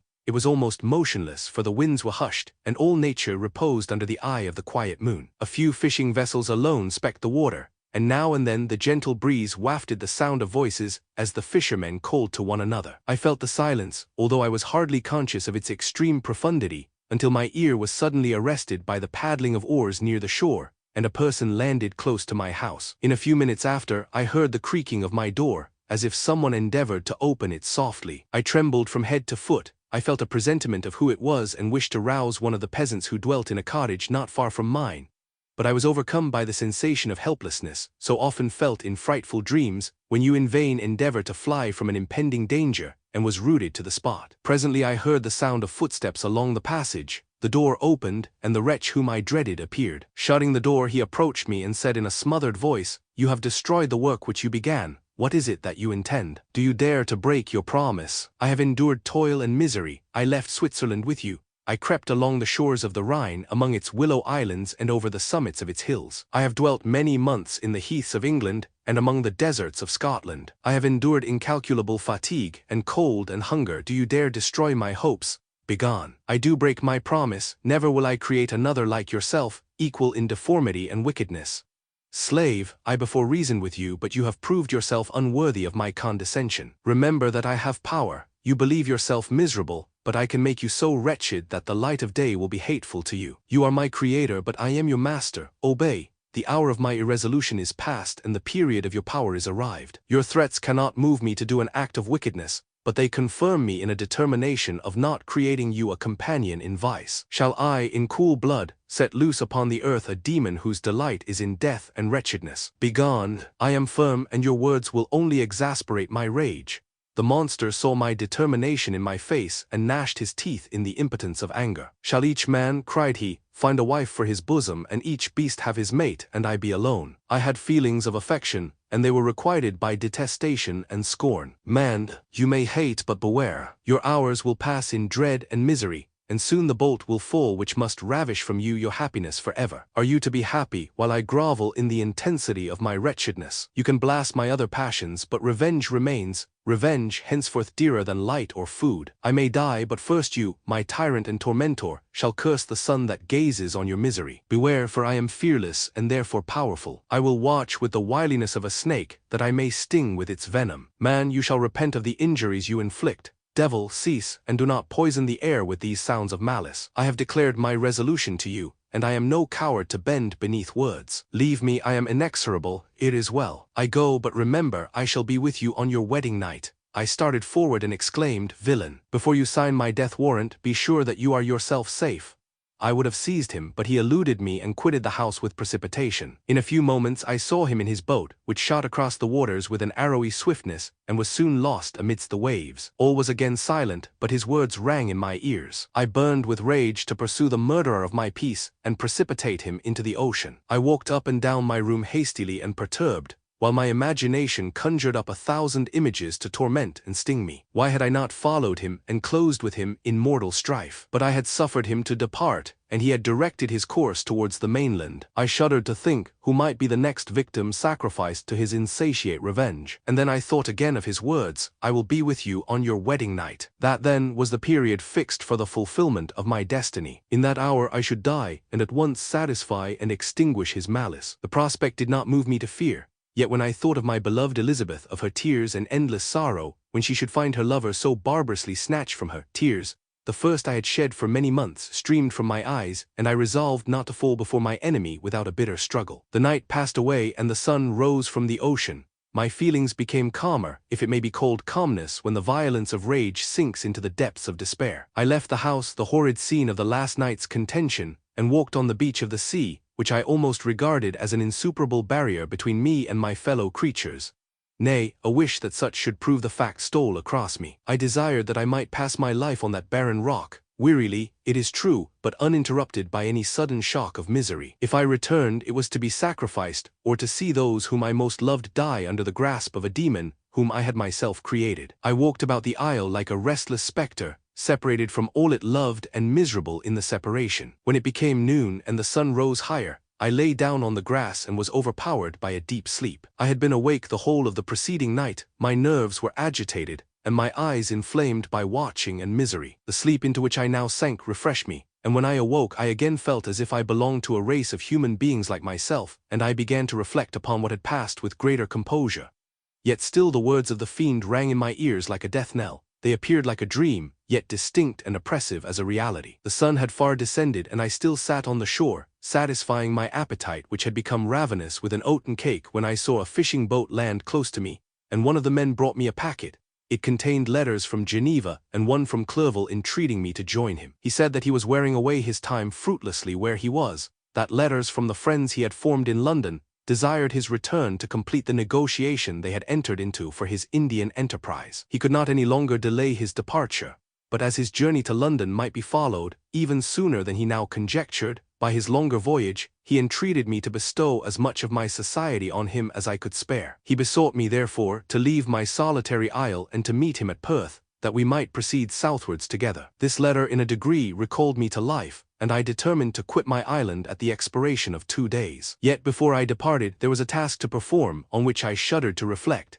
I must pack up my chemical instruments, and for that purpose I must enter the room which had been the scene of my odious work, and I must handle those utensils the sight of which was sickening to me. The next morning at daybreak I summoned sufficient courage and unlocked the door of my laboratory. The remains of the half-finished creature, whom I had destroyed, lay scattered on the floor, and I almost felt as if I had mangled the living flesh of a human being. I paused to collect myself and then entered the chamber. With trembling hand I conveyed the instruments out of the room, but I reflected that I ought not to leave the relics of my work to excite the horror and suspicion of the peasants, and I accordingly put them into a basket with a great quantity of stones, and laying them up, determined to throw them into the sea that very night, and in the meantime I sat upon the beach, employed in cleaning and arranging my chemical apparatus. Nothing could be more complete than the alteration that had taken place in my feelings since the night of the appearance of the demon. I had before regarded my promise with a gloomy despair as a thing that, with whatever consequences, must be fulfilled, but I now felt as if a film had been taken from before my eyes, and that I for the first time saw clearly. The idea of renewing my labors did not for one instant occur to me. The threat I had heard weighed on my thoughts, but I did not reflect that a voluntary act of mine could avert it. I had resolved in my own mind that to create another like the fiend I had first made would be an act of the basest and most atrocious selfishness, and I banished from my mind every thought that could lead to a different conclusion. Between 2 and 3 in the morning the moon rose, and I then, putting my basket aboard a little skiff, sailed out about 4 miles from the shore. The scene was perfectly solitary. A few boats were returning towards land, but I sailed away from them. I felt as if I was about the commission of a dreadful crime, and avoided with shuddering anxiety any encounter with my fellow creatures. At one time the moon, which had before been clear, was suddenly overspread by a thick cloud, and I took advantage of the moment of darkness and cast my basket into the sea. I listened to the gurgling sound as it sank, and then sailed away from the spot. The sky became clouded, but the air was pure, although chilled by the northeast breeze that was then rising. But it refreshed me and filled me with such agreeable sensations that I resolved to prolong my stay on the water, and fixing the rudder in a direct position, stretched myself at the bottom of the boat. Clouds hid the moon, everything was obscure, and I heard only the sound of the boat as its keel cut through the waves. The murmur lulled me, and in a short time I slept soundly. I do not know how long I remained in this situation, but when I awoke, I found that the sun had already mounted considerably. The wind was high, and the waves continually threatened the safety of my little skiff. I found that the wind was northeast, and must have driven me far from the coast from which I had embarked. I endeavored to change my course, but quickly found that if I again made the attempt the boat would be instantly filled with water. Thus situated, my only resource was to drive before the wind. I confess that I felt a few sensations of terror. I had no compass with me, and was so slenderly acquainted with the geography of this part of the world that the sun was of little benefit to me. I might be driven into the wide Atlantic and feel all the tortures of starvation, or be swallowed up in the immeasurable waters that roared and buffeted around me. I had already been out many hours and felt the torment of a burning thirst, a prelude to my other sufferings. I looked on the heavens, which were covered by clouds that flew before the wind, only to be replaced by others. I looked upon the sea. It was to be my grave. Fiend, I exclaimed, your task is already fulfilled. I thought of Elizabeth, of my father, and of Clerval, all left behind, on whom the monster might satisfy his sanguinary and merciless passions. This idea plunged me into a reverie so despairing and frightful that even now, when the scene is on the point of closing before me forever, I shudder to reflect on it. Some hours passed thus, but by degrees, as the sun declined towards the horizon, the wind died away into a gentle breeze and the sea became free from breakers. But these gave place to a heavy swell. I felt sick and hardly able to hold the rudder, when suddenly I saw a line of high land towards the south. Almost spent as I was, by fatigue and the dreadful suspense I endured for several hours, this sudden certainty of life rushed like a flood of warm joy to my heart, and tears gushed from my eyes. How mutable are our feelings, and how strange is that clinging love we have of life even in the excess of misery. I constructed another sail with a part of my dress, and eagerly steered my course towards the land. It had a wild and rocky appearance, but as I approached nearer, I easily perceived the traces of cultivation. I saw vessels near the shore, and found myself suddenly transported back to the neighborhood of civilized man. I carefully traced the windings of the land, and hailed a steeple which I at length saw issuing from behind a small promontory. As I was in a state of extreme debility, I resolved to sail directly towards the town, as a place where I could most easily procure nourishment. Fortunately, I had money with me. As I turned the promontory, I perceived a small neat town and a good harbor, which I entered, my heart bounding with joy at my unexpected escape. As I was occupied in fixing the boat and arranging the sails, several people crowded towards the spot. They seemed much surprised at my appearance, but instead of offering me any assistance, whispered together with gestures that at any other time might have produced in me a slight sensation of alarm. As it was, I merely remarked that they spoke English, and I therefore addressed them in that language. "My good friends," said I, "will you be so kind as to tell me the name of this town and inform me where I am?" "You will know that soon enough," replied a man with a hoarse voice. "Maybe you are come to a place that will not prove much to your taste, but you will not be consulted as to your quarters, I promise you."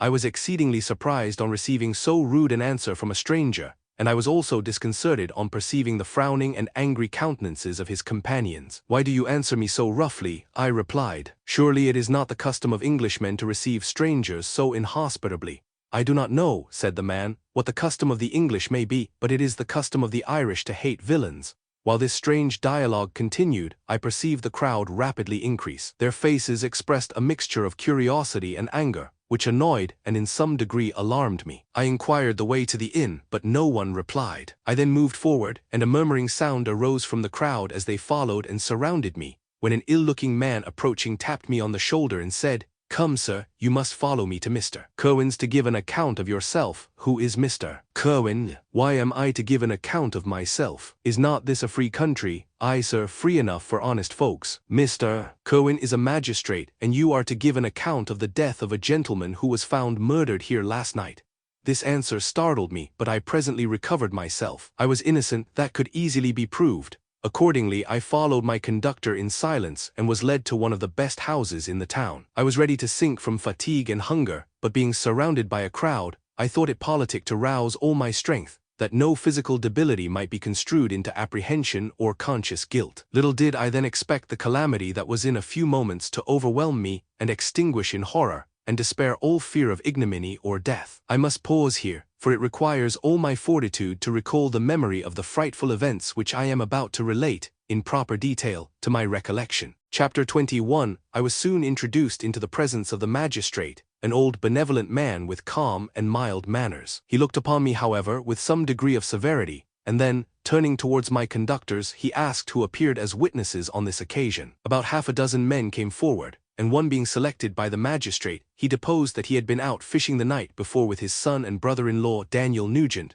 when about 10 o'clock they observed a strong northerly blast rising, and they accordingly put in for port. It was a very dark night, as the moon had not yet risen. They did not land at the harbor but, as they had been accustomed, at a creek about 2 miles below. He walked on first, carrying a part of the fishing tackle, and his companions followed him at some distance. As he was proceeding along the sands, he struck his foot against something and fell at his length on the ground. His companions came up to assist him, and by the light of their lantern they found that he had fallen on the body of a man, who was to all appearance dead. Their first supposition was that it was the corpse of some person who had been drowned and was thrown on shore by the waves, but on examination they found that the clothes were not wet, and even that the body was not then cold. They instantly carried it to the cottage of an old woman near the spot, and endeavored, but in vain, to restore it to life. It appeared to be a handsome young man, about 25 years of age. He had apparently been strangled, for there was no sign of any violence except the black mark of fingers on his neck. The first part of this deposition did not in the least interest me, but when the mark of the fingers was mentioned, I remembered the murder of my brother and felt myself extremely agitated. My limbs trembled, and a mist came over my eyes, which obliged me to lean on a chair for support. The magistrate observed me with a keen eye, and of course drew an unfavorable augury from my manner. The son confirmed his father's account, but when Daniel Nugent was called he swore positively that just before the fall of his companion, he saw a boat, with a single man in it, at a short distance from the shore, and as far as he could judge by the light of a few stars, it was the same boat in which I had just landed. A woman deposed that she lived near the beach and was standing at the door of her cottage, waiting for the return of the fishermen, about an hour before she heard of the discovery of the body, when she saw a boat with only one man in it push off from that part of the shore where the corpse was afterwards found. Another woman confirmed the account of the fishermen having brought the body into her house. It was not cold. They put it into a bed and rubbed it, and Daniel went to the town for an apothecary, but life was quite gone. Several other men were examined concerning my landing, and they agreed that, with the strong north wind that had arisen during the night, it was very probable that I had beaten about for many hours, and had been obliged to return nearly to the same spot from which I had departed. Besides, they observed that it appeared that I had brought the body from another place, and it was likely that as I did not appear to know the shore, I might have put into the harbor ignorant of the distance of the town from the place where I had deposited the corpse. Mr. Curwen, on hearing this evidence, desired that I should be taken into the room where the body lay for interment, that it might be observed what effect the sight of it would produce upon me. This idea was probably suggested by the extreme agitation I had exhibited when the mode of the murder had been described. I was accordingly conducted, by the magistrate and several other persons, to the inn. I could not help being struck by the strange coincidences that had taken place during this eventful night, but knowing that I had been conversing with several persons in the island I had inhabited about the time that the body had been found, I was perfectly tranquil as to the consequences of the affair. I entered the room where the corpse lay and was led up to the coffin. How can I describe my sensations on beholding it? I feel yet parched with horror, nor can I reflect on that terrible moment without shuddering and agony. The examination, the presence of the magistrate and witnesses, passed like a dream from my memory when I saw the lifeless form of Henry Clerval stretched before me. I gasped for breath, and throwing myself on the body, I exclaimed, "Have my murderous machinations deprived you also, my dearest Henry, of life? 2 I have already destroyed, other victims await their destiny, but you, Clerval, my friend, my benefactor." The human frame could no longer support the agonies that I endured, and I was carried out of the room in strong convulsions. A fever succeeded to this. I lay for 2 months on the point of death. My ravings, as I afterwards heard, were frightful. I called myself the murderer of William, of Justine, and of Clerval. Sometimes I entreated my attendants to assist me in the destruction of the fiend by whom I was tormented, and at others I felt the fingers of the monster already grasping my neck, and screamed aloud with agony and terror. Fortunately, as I spoke my native language, Mr. Curwen alone understood me, but my gestures and bitter cries were sufficient to affright the other witnesses. Why did I not die? More miserable than man ever was before, why did I not sink into forgetfulness and rest? Death snatches away many blooming children, the only hopes of their doting parents. How many brides and youthful lovers have been one day in the bloom of health and hope, and the next to pray for worms and the decay of the tomb? Of what materials was I made that I could thus resist so many shocks, which, like the turning of the wheel, continually renewed the torture? But I was doomed to live, and in 2 months found myself as awaking from a dream, in a prison, stretched on a wretched bed, surrounded by jailers, turnkeys, bolts, and all the miserable apparatus of a dungeon. It was morning, I remember, when I thus awoke to understanding. I had forgotten the particulars of what had happened, and only felt as if some great misfortune had suddenly overwhelmed me. But when I looked around and saw the barred windows and the squalidness of the room in which I was, all flashed across my memory, and I groaned bitterly. This sound disturbed an old woman who was sleeping in a chair beside me. She was a hired nurse, the wife of one of the turnkeys, and her countenance expressed all those bad qualities which often characterize that class. The lines of her face were hard and rude, like that of persons accustomed to see without sympathizing in sights of misery. Her tone expressed her entire indifference. She addressed me in English, and the voice struck me as one that I had heard during my sufferings. "Are you better now, sir?" said she. I replied in the same language with a feeble voice, "I believe I am, but if it be all true, if indeed I did not dream, I am sorry that I am still alive to feel this misery and horror." "For that matter," replied the old woman, "if you mean about the gentleman you murdered, I believe that it were better for you if you were dead, for I fancy it will go hard with you. However, that's none of my business. I am sent to nurse you and get you well. I do my duty with a safe conscience. It were well if everybody did the same." I turned with loathing from the woman who could utter so unfeeling a speech to a person just saved, on the very edge of death, but I felt languid and unable to reflect on all that had passed. The whole series of my life appeared to me as a dream. I sometimes doubted if indeed it were all true, for it never presented itself to my mind with the force of reality. As the images that floated before me became more distinct, I grew feverish. A darkness pressed around me. No one was near me who soothed me with the gentle voice of love. No dear hand supported me. The physician came and prescribed medicines, and the old woman prepared them for me, but utter carelessness was visible in the first, and the expression of brutality was strongly marked in the visage of the second. Who could be interested in the fate of a murderer but the hangman who would gain his fee? These were my first reflections, but I soon learned that Mr. Cohen had shown me extreme kindness. He had caused the best room in the prison to be prepared for me. Wretched indeed was the best, and it was he who had provided a physician and a nurse. It is true, he seldom came to see me, for although he ardently desired to relieve the sufferings of every human creature, he did not wish to be present at the agonies and miserable ravings of a murderer. He came therefore sometimes to see that I was not neglected, but his visits were short and with long intervals. One day, while I was gradually recovering, I was seated in a chair, my eyes half open and my cheeks livid like those in death. I was overcome by gloom and misery, and often reflected, I had better seek death than desire to remain in a world which to me was replete with wretchedness. At one time I considered whether I should not declare myself guilty and suffer the penalty of the law, less innocent than poor Justine had been. Such were my thoughts when the door of my apartment was opened, and Mr. Cohen entered. His countenance expressed sympathy and compassion. He drew a chair close to mine and addressed me in French. "I fear that this place is very shocking to you. Can I do anything to make you more comfortable?" "I thank you, but all that you mention is nothing to me. On the whole earth there is no comfort which I am capable of receiving. I know that the sympathy of a stranger can be but of little relief to one borne down as you are by so strange a misfortune. But you will, I hope, soon quit this melancholy abode, for doubtless evidence can easily be brought to free you from the criminal charge." "That is my least concern. I am, by a course of strange events, become the most miserable of mortals. Persecuted and tortured as I am and have been, can death be any evil to me? Nothing indeed could be more unfortunate and agonizing than the strange chances that have lately occurred. You were thrown by some surprising accident on this shore, renowned for its hospitality, seized immediately and charged with murder. The first sight that was presented to your eyes was the body of your friend, murdered in so unaccountable a manner and placed, as it were, by some fiend across your path." As Mr. Cohen said this, notwithstanding the agitation I endured on this retrospect of my sufferings, I also felt considerable surprise at the knowledge he seemed to possess concerning me. I suppose some astonishment was exhibited in my countenance, for Mr. Cohen hastened to say, "Immediately upon your being taken ill, all the papers that were on your person were brought me, and I examined them that I might discover some trace by which I could send to your relations an account of your misfortune and illness. I found several letters, and, among others, one which I discovered from its commencement to be from your father. I instantly wrote to Geneva. Nearly 2 months have elapsed since the departure of my letter. But you are ill, even now you tremble, you are unfit for agitation of any kind. This suspense is 1,000 times worse than the most horrible event. Tell me what new scene of death has been acted, and whose murder I am now to lament." "Your family is perfectly well," said Mr. Cohen with gentleness, "and someone, a friend, is come to visit you."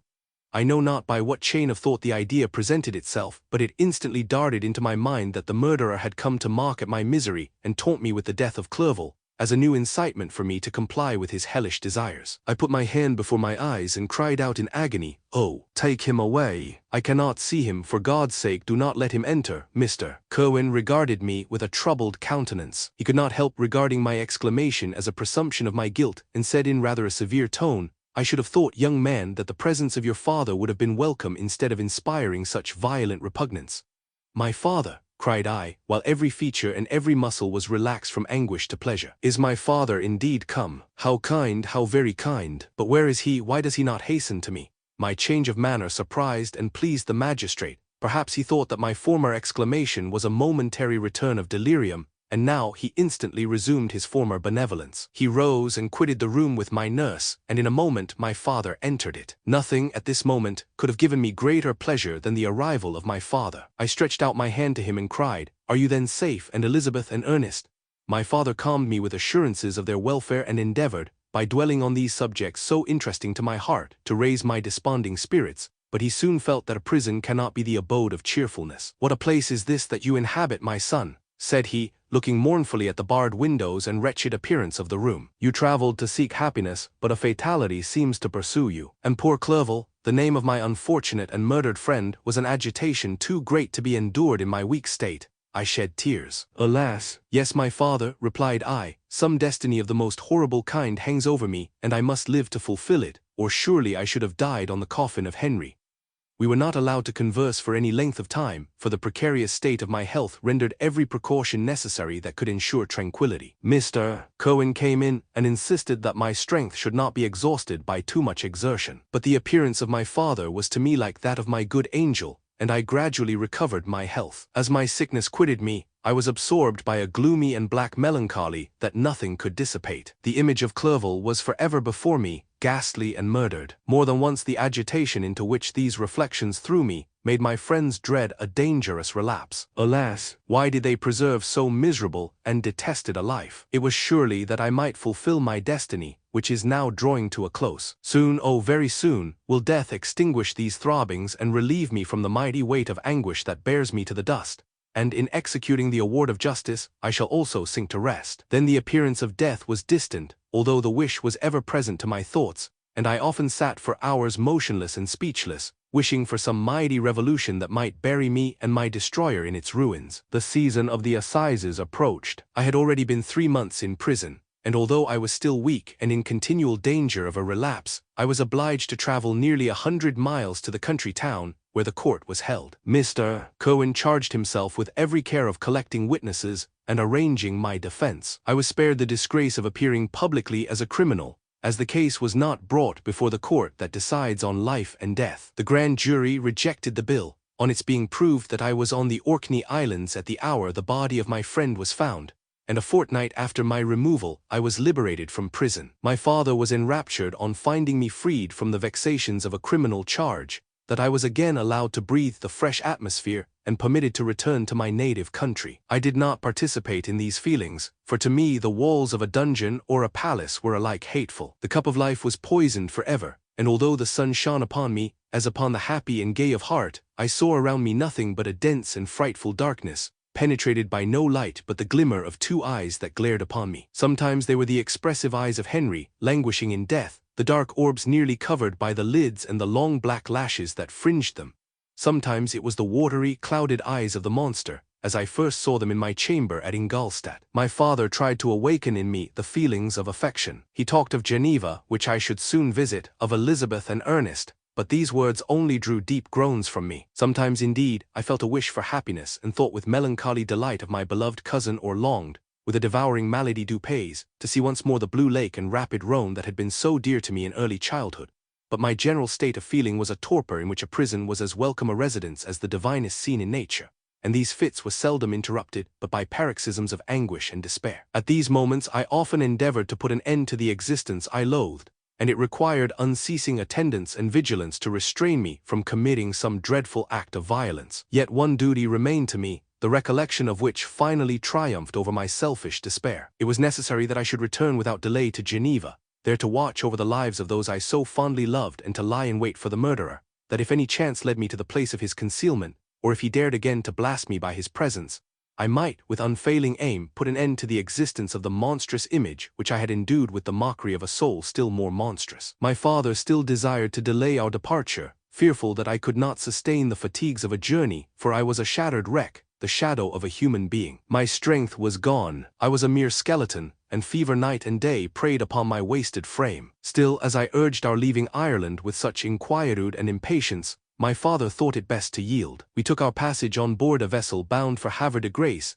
and sailed with a fair wind from the Irish shores. It was midnight. I lay on the deck looking at the stars, and listening to the dashing of the waves. I hailed the darkness that shut Ireland from my sight, and my pulse beat with a feverish joy when I reflected that I should soon see Geneva. The past appeared to me in the light of a frightful dream, yet the vessel in which I was, the wind that blew me from the detested shore of Ireland, and the sea which surrounded me, told me too forcibly that I was deceived by no vision, and that Clerval, my friend and dearest companion, had fallen a victim to me and the monster of my creation. I repassed in my memory my whole life, my quiet happiness while residing with my family in Geneva, the death of my mother, and my departure for Ingolstadt. I remembered, shuddering, the mad enthusiasm that hurried me on to the creation of my hideous enemy, and I called to mind the night in which he first lived. I was unable to pursue the train of thought, 1,000 feelings pressed upon me, and I wept bitterly. Ever since my recovery from the fever, I had been in the custom of taking every night a small quantity of laudanum, for it was by means of this drug only that I was enabled to gain the rest necessary for the preservation of life. Oppressed by the recollection of my various misfortunes,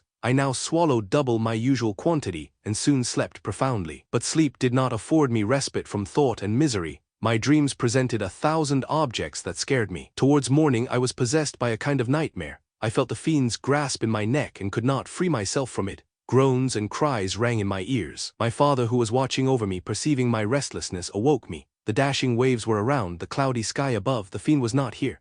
A sense of security, a feeling that a truce was established between the present hour and the irresistible, disastrous future, imparted to me a kind of calm forgetfulness, of which the human mind is by its structure peculiarly susceptible. /p/div/body. Chapter 22. The voyage came to an end. We landed and proceeded to Paris. I soon found that I had overtaxed my strength, and that I must repose before I could continue my journey. My father's care and attentions were indefatigable, but he did not know the origin of my sufferings and sought erroneous methods to remedy the incurable ill. He wished me to seek amusement in society. I abhorred the face of man. Oh, not abhorred. They were my brethren, my fellow beings, and I felt attracted even to the most repulsive among them, as to creatures of an angelic nature and celestial mechanism. But I felt that I had no right to share their intercourse. I had unchained an enemy among them whose joy it was to shed their blood and to revel in their groans. How they would, each and all, abhor me and hunt me from the world, did they know my unhallowed acts and the crimes which had their source in me. My father yielded at length to my desire to avoid society, and strove by various arguments to banish my despair. Sometimes he thought that I felt deeply the degradation of being obliged to answer a charge of murder, and he endeavored to prove to me the futility of pride. Alas, my father, said I, how little do you know me. Human beings, their feelings and passions, would indeed be degraded if such a wretch as I felt pride. Justine, poor unhappy Justine, was as innocent as I, and she suffered the same charge. She died for it, and I am the cause of this. I murdered her. William, Justine, and Henry, they all died by my hands.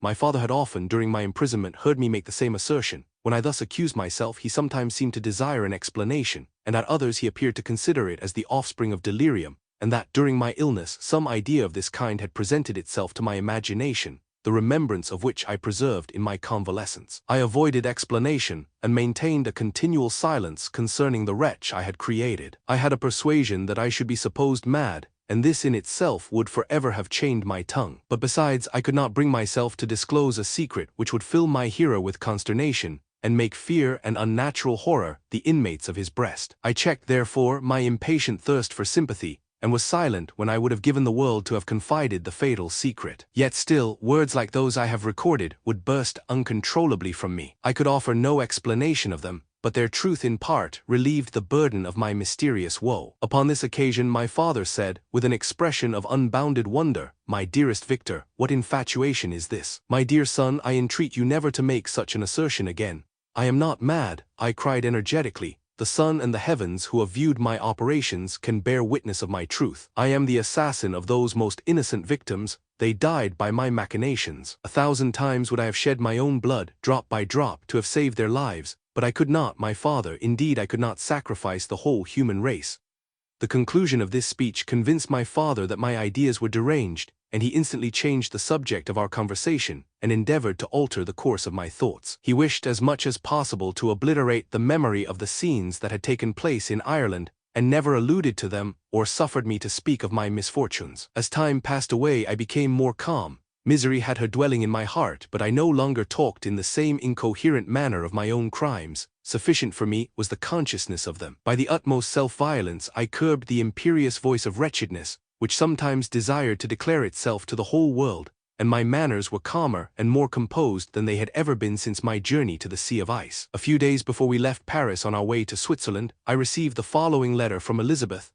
My dear friend, it gave me the greatest pleasure to receive a letter from my uncle dated at Paris. You are no longer at a formidable distance, and I may hope to see you in less than a fortnight. My poor cousin, how much you must have suffered. I expect to see you looking even more ill than when you quitted Geneva. This winter has been passed most miserably, tortured as I have been by anxious suspense.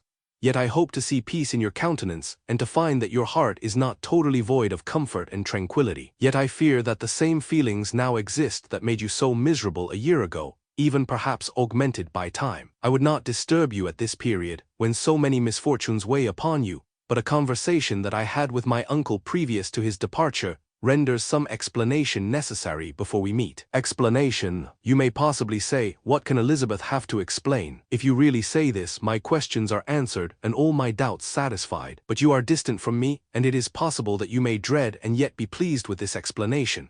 And in a probability of this being the case, I dare not any longer postpone writing what, during your absence, I have often wished to express to you, but have never had the courage to begin. You well know, Victor, that our union had been the favorite plan of your parents ever since our infancy. We were told this when young, and taught to look forward to it as an event that would certainly take place. We were affectionate playfellows during childhood, and I believe dear and valued friends to one another as we grew older. But as brother and sister often entertain a lively affection towards each other without desiring a more intimate union, may not such also be our case? Tell me, dearest Victor, answer me, I conjure you by our mutual happiness with simple truth, do you not love another? You have traveled, you have spent several years of your life at Ingolstadt, and I confess to you, my friend, that when I saw you last autumn so unhappy, flying to solitude from the society of every creature, I could not help supposing that you might regret our connection and believe yourself bound in honor to fulfill the wishes of your parents, although they opposed themselves to your inclinations. But this is false reasoning. I confess to you, my friend, that I love you, and that in my airy dreams of futurity you have been my constant friend and companion. But it is your happiness I desire as well as my own, when I declare to you that our marriage would render me eternally miserable,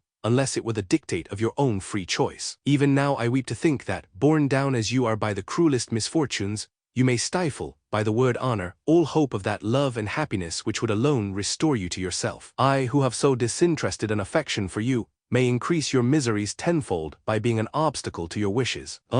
Victor, be assured that your cousin and playmate has too sincere a love for you not to be made miserable by this supposition. Be happy, my friend, and if you obey me in this one request, remain satisfied that nothing on earth will have the power to interrupt my tranquility. Do not let this letter disturb you. Do not answer tomorrow or the next day or even until you come, if it will give you pain. My uncle will send me news of your health, and if I see but one smile on your lips when we meet, occasioned by this or any other exertion of mine, I shall need no other happiness. Elizabeth Lavenza. Geneva, May 18th, 17. This letter revived in my memory what I had before forgotten, the threat of the fiend, I will be with you on your wedding night. Such was my sentence, and on that night would the demon employ every art to destroy me and tear me from the glimpse of happiness which promised partly to console my sufferings. On that night he had determined to consummate his crimes by my death. Well, be it so, a deadly struggle would then assuredly take place, in which if he were victorious I should be at peace and his power over me be at an end. If he were vanquished I should be a free man. Alas, what freedom! Such as the peasant enjoys when his family have been massacred before his eyes, his cottage burnt, his lands laid waste, and he is turned adrift, homeless, penniless, and alone but free. Such would be my liberty, except that in my Elizabeth I possessed a treasure,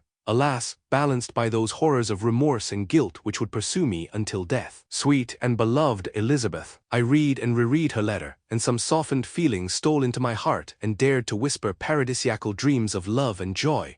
But the apple was already eaten, and the angel's arm bared to drive me from all hope. Yet I would die to make her happy. If the monster executed his threat, death was inevitable. Yet again, I considered whether my marriage would hasten my fate. My destruction might indeed arrive a few months sooner, but if my torturer should suspect that I postponed it, influenced by his menaces, he would surely find other and perhaps more dreadful means of revenge. He had vowed to be with me on my wedding night, yet he did not consider that threat as binding him to peace in the meantime. For as if to show me that he was not yet satiated with blood, he had murdered Clerval immediately after the enunciation of his threats. I resolved, therefore, that if my immediate union with my cousin would conduce either to hers or my father's happiness, My adversary's designs against my life should not retard it a single hour. In this state of mind, I wrote to Elizabeth. My letter was calm and affectionate. I fear, my beloved girl, I said, little happiness remains for us on earth, yet all that I may one day enjoy is centered in you. Chase away your idle fears. To you alone do I consecrate my life and my endeavors for contentment. I have one secret, Elizabeth, a dreadful one.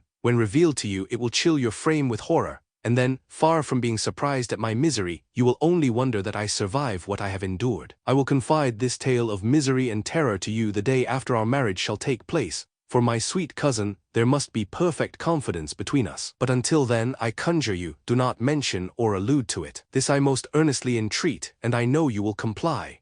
In about a week after the arrival of Elizabeth's letter, we returned to Geneva. The sweet girl welcomed me with warm affection, yet tears were in her eyes as she beheld my emaciated frame and feverish cheeks. I saw a change in her also. She was thinner and had lost much of that heavenly vivacity that had before charmed me, but her gentleness and soft looks of compassion made her a more fit companion for one blasted and miserable as I was. The tranquility which I now enjoyed did not endure. Memory brought madness with it, and when I thought of what had passed, a real insanity possessed me. Sometimes I was furious and burnt with rage, sometimes low and despondent. I neither spoke nor looked at anyone, but sat motionless, bewildered by the multitude of miseries that overcame me. Elizabeth alone had the power to draw me from these fits. Her gentle voice would soothe me when transported by passion, and inspire me with human feelings when sunk in torpor. She wept with me and for me. When reason returned, she would remonstrate and endeavor to inspire me with resignation. It is well for the unfortunate to be resigned, but for the guilty there is no peace. The agonies of remorse poison the luxury there is otherwise sometimes found in indulging the excess of grief. Soon after my arrival, my father spoke of my immediate marriage with Elizabeth. I remained silent. Have you then some other attachment? None on earth. I love Elizabeth and look forward to our union with delight. Let the day therefore be fixed, and on it I will consecrate myself in life or death to the happiness of my cousin.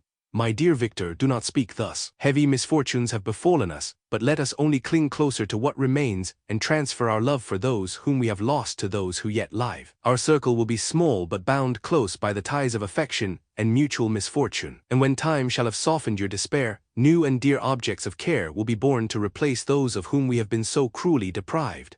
Such were the lessons of my father. But to me the remembrance of the threat returned. Nor can you wonder that, omnipotent as the fiend had yet been in his deeds of blood, I should almost regard him as invincible, and that when he had pronounced the words, "I shall be with you on your wedding night," I should regard the threatened fate as unavoidable. But death was no evil to me if the loss of Elizabeth were balanced with it, and I therefore, with a contented and even cheerful countenance, agreed with my father that if my cousin would consent, the ceremony should take place in 10 days, and thus put, as I imagined, the seal to my fate. Great God! If for one instant I had thought what might be the hellish intention of my fiendish adversary, I would rather have banished myself forever from my native country, and wandered a friendless outcast over the earth than have consented to this miserable marriage. But as if possessed of magic powers, the monster had blinded me to his real intentions, and when I thought that I had prepared only my own death, I hastened that of a far dearer victim. As the period fixed for our marriage drew nearer, whether from cowardice or a prophetic feeling, I felt my heart sink within me. But I concealed my feelings by an appearance of hilarity that brought smiles and joy to the countenance of my father,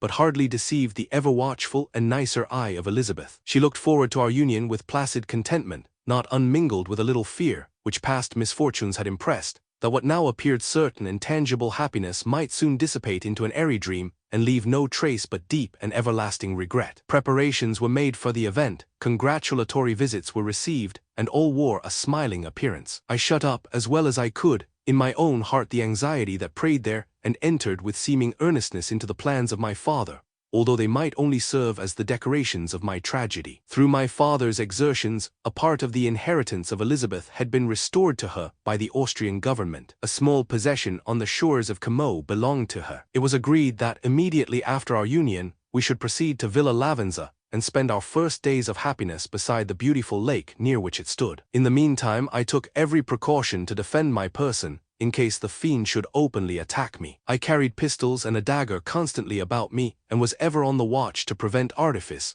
and by these means gained a greater degree of tranquility. Indeed, as the period approached, the threat appeared more as a delusion, not to be regarded as worthy to disturb my peace, while the happiness I hoped for in my marriage wore a greater appearance of certainty, as the day fixed for its solemnization drew nearer, and I heard it continually spoken of as an occurrence which no accident could possibly prevent. Elizabeth seemed happy. My tranquil demeanor contributed greatly to calm her mind. But on the day that was to fulfill my wishes and my destiny, she was melancholy, and a presentiment of evil pervaded her, and perhaps also she thought of the dreadful secret which I had promised to reveal to her on the following day. My father was in the meantime overjoyed, and, in the bustle of preparation, only recognized in the melancholy of his niece the diffidence of a bride. After the ceremony was performed, a large party assembled at my father's, but it was agreed that Elizabeth and I should commence our journey by water, sleeping that night at Evian, and continuing our voyage on the following day. The day was fair, the wind favorable, all smiled on our nuptial embarkation. Those were the last moments of my life during which I enjoyed the feeling of happiness. We passed rapidly along. The sun was hot, but we were sheltered from its rays by a kind of canopy, while we enjoyed the beauty of the scene, sometimes on one side of the lake where we saw Mont Salève, the pleasant banks of Montélimar, and at a distance, surmounting all, the beautiful Mont Blanc, and the assemblage of snowy mountains that in vain endeavor to emulate her.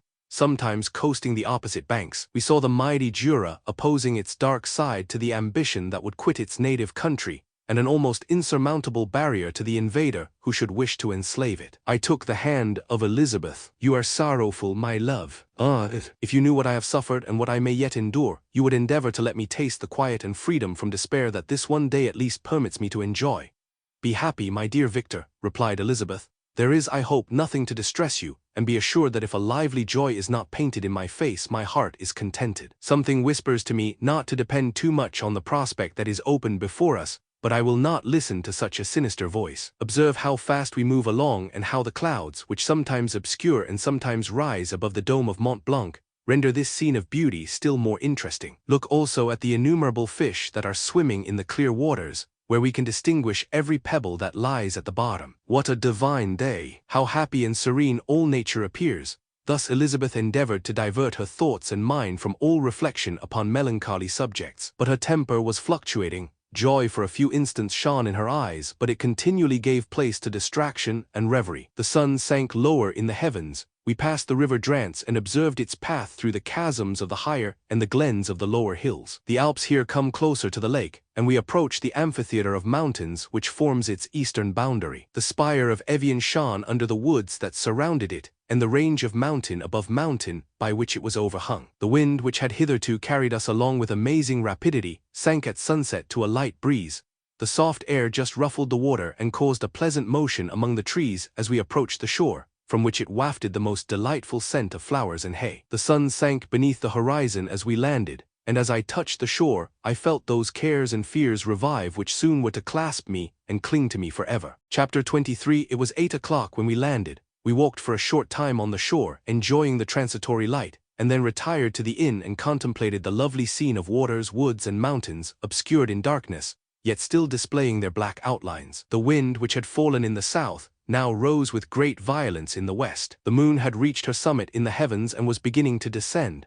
The clouds swept across it swifter than the flight of the vulture and dimmed her rays, while the lake reflected the scene of the busy heavens, rendered still busier by the restless waves that were beginning to rise. Suddenly a heavy storm of rain descended. I had been calm during the day, but so soon as night obscured the shapes of objects, 1,000 fears arose in my mind. I was anxious and watchful, while my right hand grasped a pistol which was hidden in my bosom.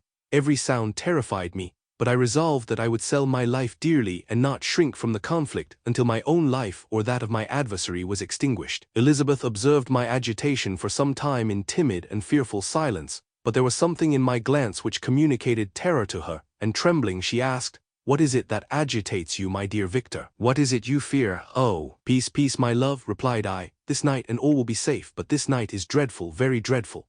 I passed an hour in this state of mind, when suddenly I reflected how fearful the combat which I momentarily expected would be to my wife, and I earnestly entreated her to retire, resolving not to join her until I had obtained some knowledge as to the situation of my enemy. She left me, and I continued some time walking up and down the passages of the house, and inspecting every corner that might afford a retreat to my adversary. But I discovered no trace of him, and was beginning to conjecture that some fortunate chance had intervened to prevent the execution of his menaces, when suddenly I heard a shrill and dreadful scream. It came from the room into which Elizabeth had retired. As I heard it, the whole truth rushed into my mind, my arms dropped, The motion of every muscle and fiber was suspended. I could feel the blood trickling in my veins and tingling in the extremities of my limbs. This state lasted but for an instant. The scream was repeated, and I rushed into the room. Great God, why did I not then expire? Why am I here to relate the destruction of the best hope and the purest creature on earth? She was there, lifeless and inanimate, thrown across the bed, her head hanging down and her pale and distorted features half covered by her hair. Everywhere I turn I see the same figure, her bloodless arms and relaxed form flung by the murderer on its bridal bier. Could I behold this and live? Alas, life is obstinate and clings closest where it is most hated. For a moment only did I lose recollection. I fell senseless on the ground. When I recovered, I found myself surrounded by the people of the inn. Their countenances expressed a breathless terror, but the horror of others appeared only as a mockery, a shadow of the feelings that oppressed me. I escaped from them to the room where lay the body of Elizabeth, my love, my wife, so lately living, so dear, so worthy. She had been moved from the posture in which I had first beheld her, and now, as she lay, her head upon her arm and a handkerchief thrown across her face and neck, I might have supposed her asleep. I rushed towards her and embraced her with ardor, but the deadly languor and coldness of the limbs told me that what I now held in my arms had ceased to be the Elizabeth whom I had loved and cherished. The murderous mark of the fiend's grasp was on her neck, and the breath had ceased to issue from her lips. While I still hung over her in the agony of despair, I happened to look up. The windows of the room had before been darkened, and I felt a kind of panic on seeing the pale yellow light of the moon illuminate the chamber. The shutters had been thrown back, and with a sensation of horror not to be described, I saw at the open window a figure the most hideous and abhorred. A grin was on the face of the monster. He seemed to jeer, as with his fiendish finger he pointed towards the corpse of my wife. I rushed towards the window and, drawing a pistol from my bosom, fired, but he eluded me, leaped from his station, and running with the swiftness of lightning, plunged into the lake. The report of the pistol brought a crowd into the room. I pointed to the spot where he had disappeared, and we followed the track with boats. Nets were cast, but in vain. After passing several hours, we returned hopeless, most of my companions believing it to have been a form conjured up by my fancy. After having landed, they proceeded to search the country, parties going in different directions among the woods and vines. I attempted to accompany them and proceeded a short distance from the house, but my head whirled round, my steps were like those of a drunken man. I fell at last in a state of utter exhaustion.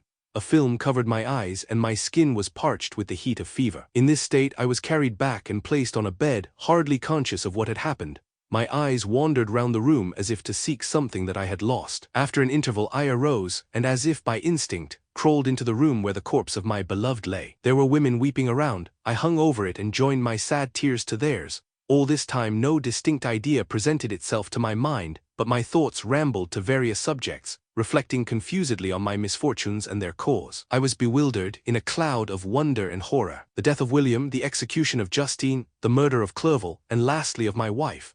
Even at that moment I knew not that my only remaining friends were safe from the malignity of the fiend. My father even now might be writhing under his grasp, and Ernest might be dead at his feet. This idea made me shudder and recalled me to action. I started up and resolved to return to Geneva with all possible speed. There were no horses to be procured, and I must return by the lake, but the wind was unfavorable and the rain fell in torrents. However, it was hardly morning, and I might reasonably hope to arrive by night. I hired men to row and took an oar myself, for I had always experienced relief from mental torment in bodily exercise. But the overflowing misery I now felt, and the excessive agitation that I endured, rendered me incapable of any exertion. I threw down the oar, and leaning my head upon my hands, gave way to every gloomy idea that arose. If I looked up, I saw scenes which were familiar to me in my happier time, and which I had contemplated but the day before in the company of her who was now but a shadow and a recollection. Tears streamed from my eyes. The rain had ceased for a moment, and I saw the fish play in the waters as they had done a few hours before. They had then been observed by Elizabeth. Nothing is so painful to the human mind as a great and sudden change. The sun might shine or the clouds might lower, but nothing could appear to me as it had done the day before. A fiend had snatched from me every hope of future happiness. No creature had ever been so miserable as I was. So frightful an event is single in the history of man. But why should I dwell upon the incidents that followed this last overwhelming event? Mine has been a tale of horrors. I have reached their acme, and what I must now relate can but be tedious to you. Know that one by one my friends were snatched away. I was left desolate. My own strength is exhausted, and I must tell in a few words what remains of my hideous narration. I arrived at Geneva. My father and Ernest yet lived, but the former sunk under the tidings that I bore. I see him now, excellent and venerable old man. His eyes wandered in vacancy, for they had lost their charm and their delight. His Elizabeth, his more than daughter, whom he doted on with all that affection which a man feels, who in the decline of life, having few affections, clings more earnestly to those that remain. Cursed be the fiend that brought misery on his grey hairs, and doomed him to waste in wretchedness. He could not live under the horrors that were accumulated around him. The springs of existence suddenly gave way. He was unable to rise from his bed, and in a few days he died in my arms. What then became of me? I know not. I lost sensation, and chains and darkness were the only objects that pressed upon me. Sometimes, indeed, I dreamt that I wandered in flowery meadows and pleasant vales with the friends of my youth, but I awoke and found myself in a dungeon. Melancholy followed, but by degrees I gained a clear conception of my miseries and situation, and was then released from my prison. For they had called me mad, and during many months, as I understood, a solitary cell had been my habitation. Liberty, however, had been a useless gift to me, had I not, as I awakened to reason, at the same time awakened to revenge. As the memory of past misfortunes pressed upon me, I began to reflect on their cause, the monster whom I had created, the miserable demon whom I had sent abroad into the world for my destruction. I was possessed by a maddening rage when I thought of him, and desired and ardently prayed that I might have him within my grasp to wreak a great and signal revenge on his cursed head. Nor did my hate long confine itself to useless wishes. I began to reflect on the best means of securing him, and for this purpose, about a month after my release, I repaired to a criminal judge in the town and told him that I had an accusation to make, that I knew the destroyer of my family, and that I required him to exert his whole authority for the apprehension of the murderer. The magistrate listened to me with attention and kindness. "Be assured, sir," said he, "no pains or exertions on my part shall be spared to discover the villain."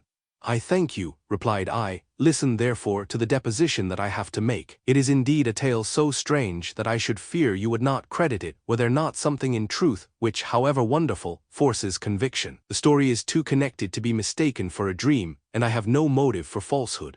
My manner as I thus addressed him was impressive but calm. I had formed in my own heart a resolution to pursue my destroyer to death, and this purpose quieted my agony and for an interval reconciled me to life. I now related my history briefly but with firmness and precision, marking the dates with accuracy and never deviating into invective or exclamation. The magistrate appeared at first perfectly incredulous, but as I continued he became more attentive and interested. I saw him sometimes shudder with horror. At others a lively surprise, unmingled with disbelief, was painted on his countenance. When I had concluded my narration, I said, "This is the being whom I accuse, and for whose seizure and punishment I call upon you to exert your whole power. It is your duty as a magistrate, and I believe and hope that your feelings as a man will not revolt from the execution of those functions on this occasion."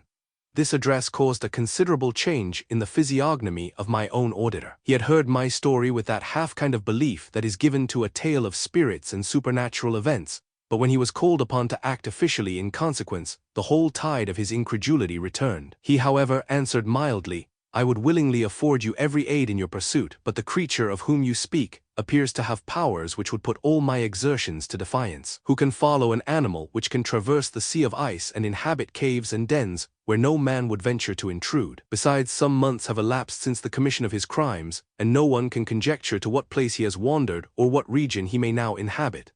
I do not doubt that he hovers near the spot which I inhabit, and if he has indeed taken refuge in the Alps, he may be hunted like the chamois and destroyed as a beast of prey. But I perceive your thoughts. You do not credit my narrative and do not intend to pursue my enemy with the punishment which is his desert." As I spoke, rage sparkled in my eyes. The magistrate was intimidated. "You are mistaken," said he. "I will exert myself, and if it is in my power to seize the monster, be assured that he shall suffer punishment proportionate to his crimes. But I fear, from what you have yourself described to be his properties, that this will prove impracticable, and thus, while every proper measure is pursued, you should make up your mind to disappointment.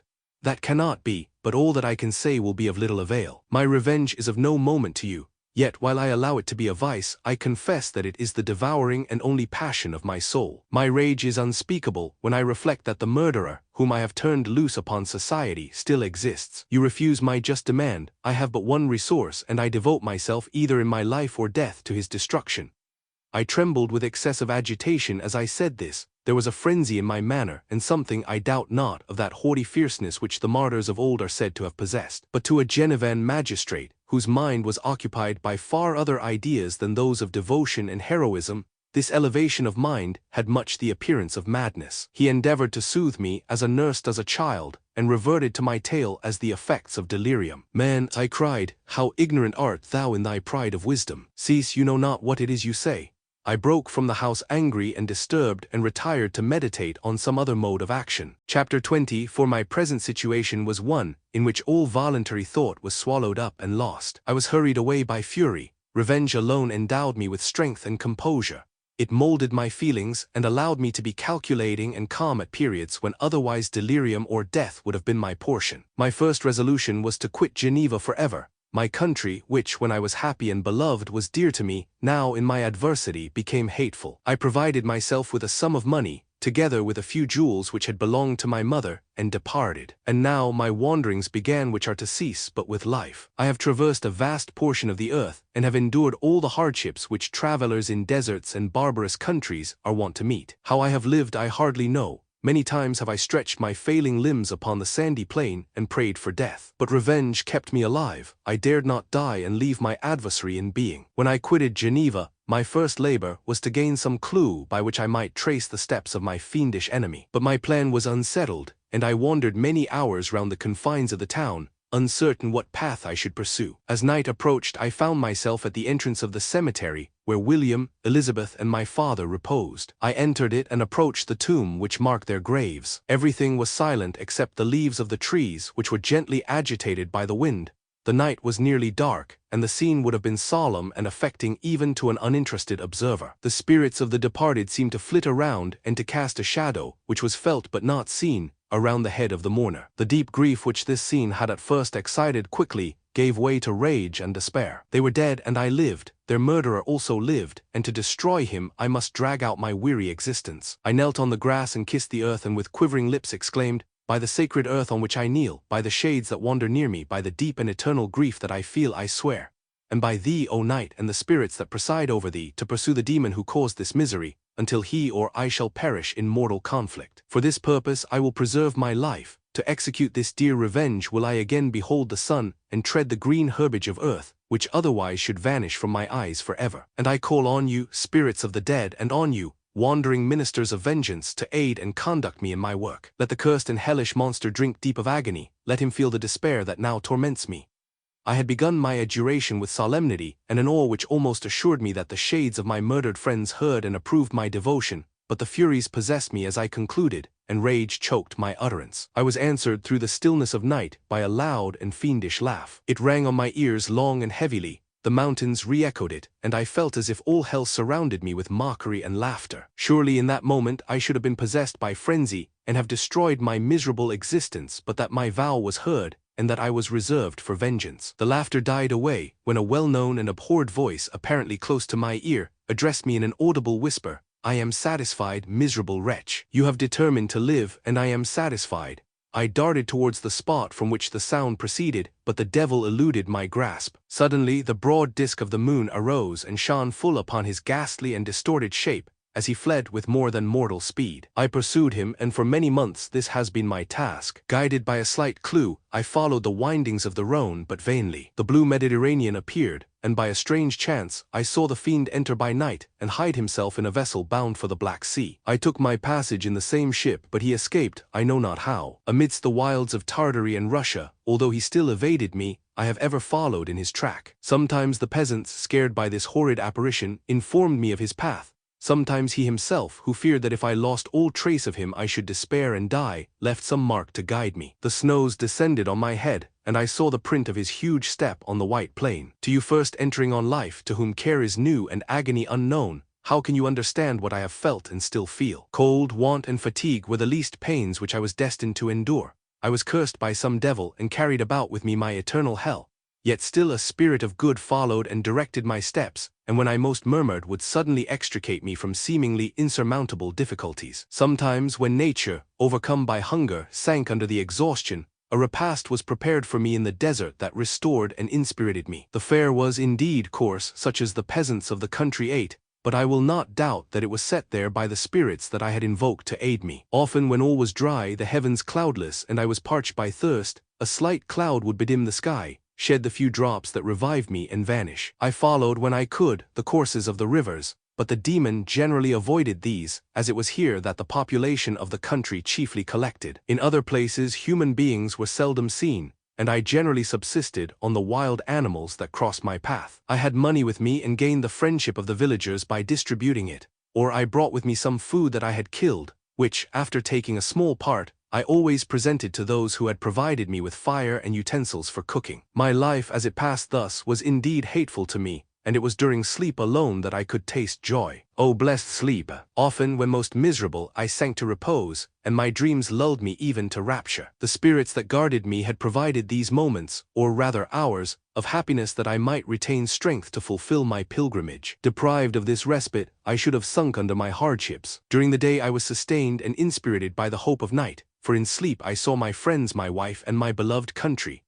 Again I saw the benevolent countenance of my father, heard the silver tones of my Elizabeth's voice, and beheld Clerval enjoying health and youth. Often, when wearied by a toilsome march, I persuaded myself that I was dreaming until night should come, and that I should then enjoy reality in the arms of my dearest friends. What agonizing fondness did I feel for them! How did I cling to their dear forms, as sometimes they haunted even my waking hours, and persuade myself that they still lived. At such moments vengeance that burned within me died in my heart, and I pursued my path towards the destruction of the demon more as a task enjoined by heaven, as the mechanical impulse of some power of which I was unconscious, than as the ardent desire of my soul. What his feelings were whom I pursued I cannot know. Sometimes, indeed, he left marks in writing on the barks of the trees or cut in stone that guided me and instigated my fury. My reign is not yet over. These words were legible in one of these inscriptions: "You live, and my power is complete. Follow me, I seek the everlasting ices of the north, where you will feel the misery of cold and frost, to which I am impassive. You will find near this place, if you follow not too tardily, a dead hare. Eat and be refreshed. Come on, my enemy, we have yet to wrestle for our lives, but many hard and miserable hours must you endure until that period shall arrive.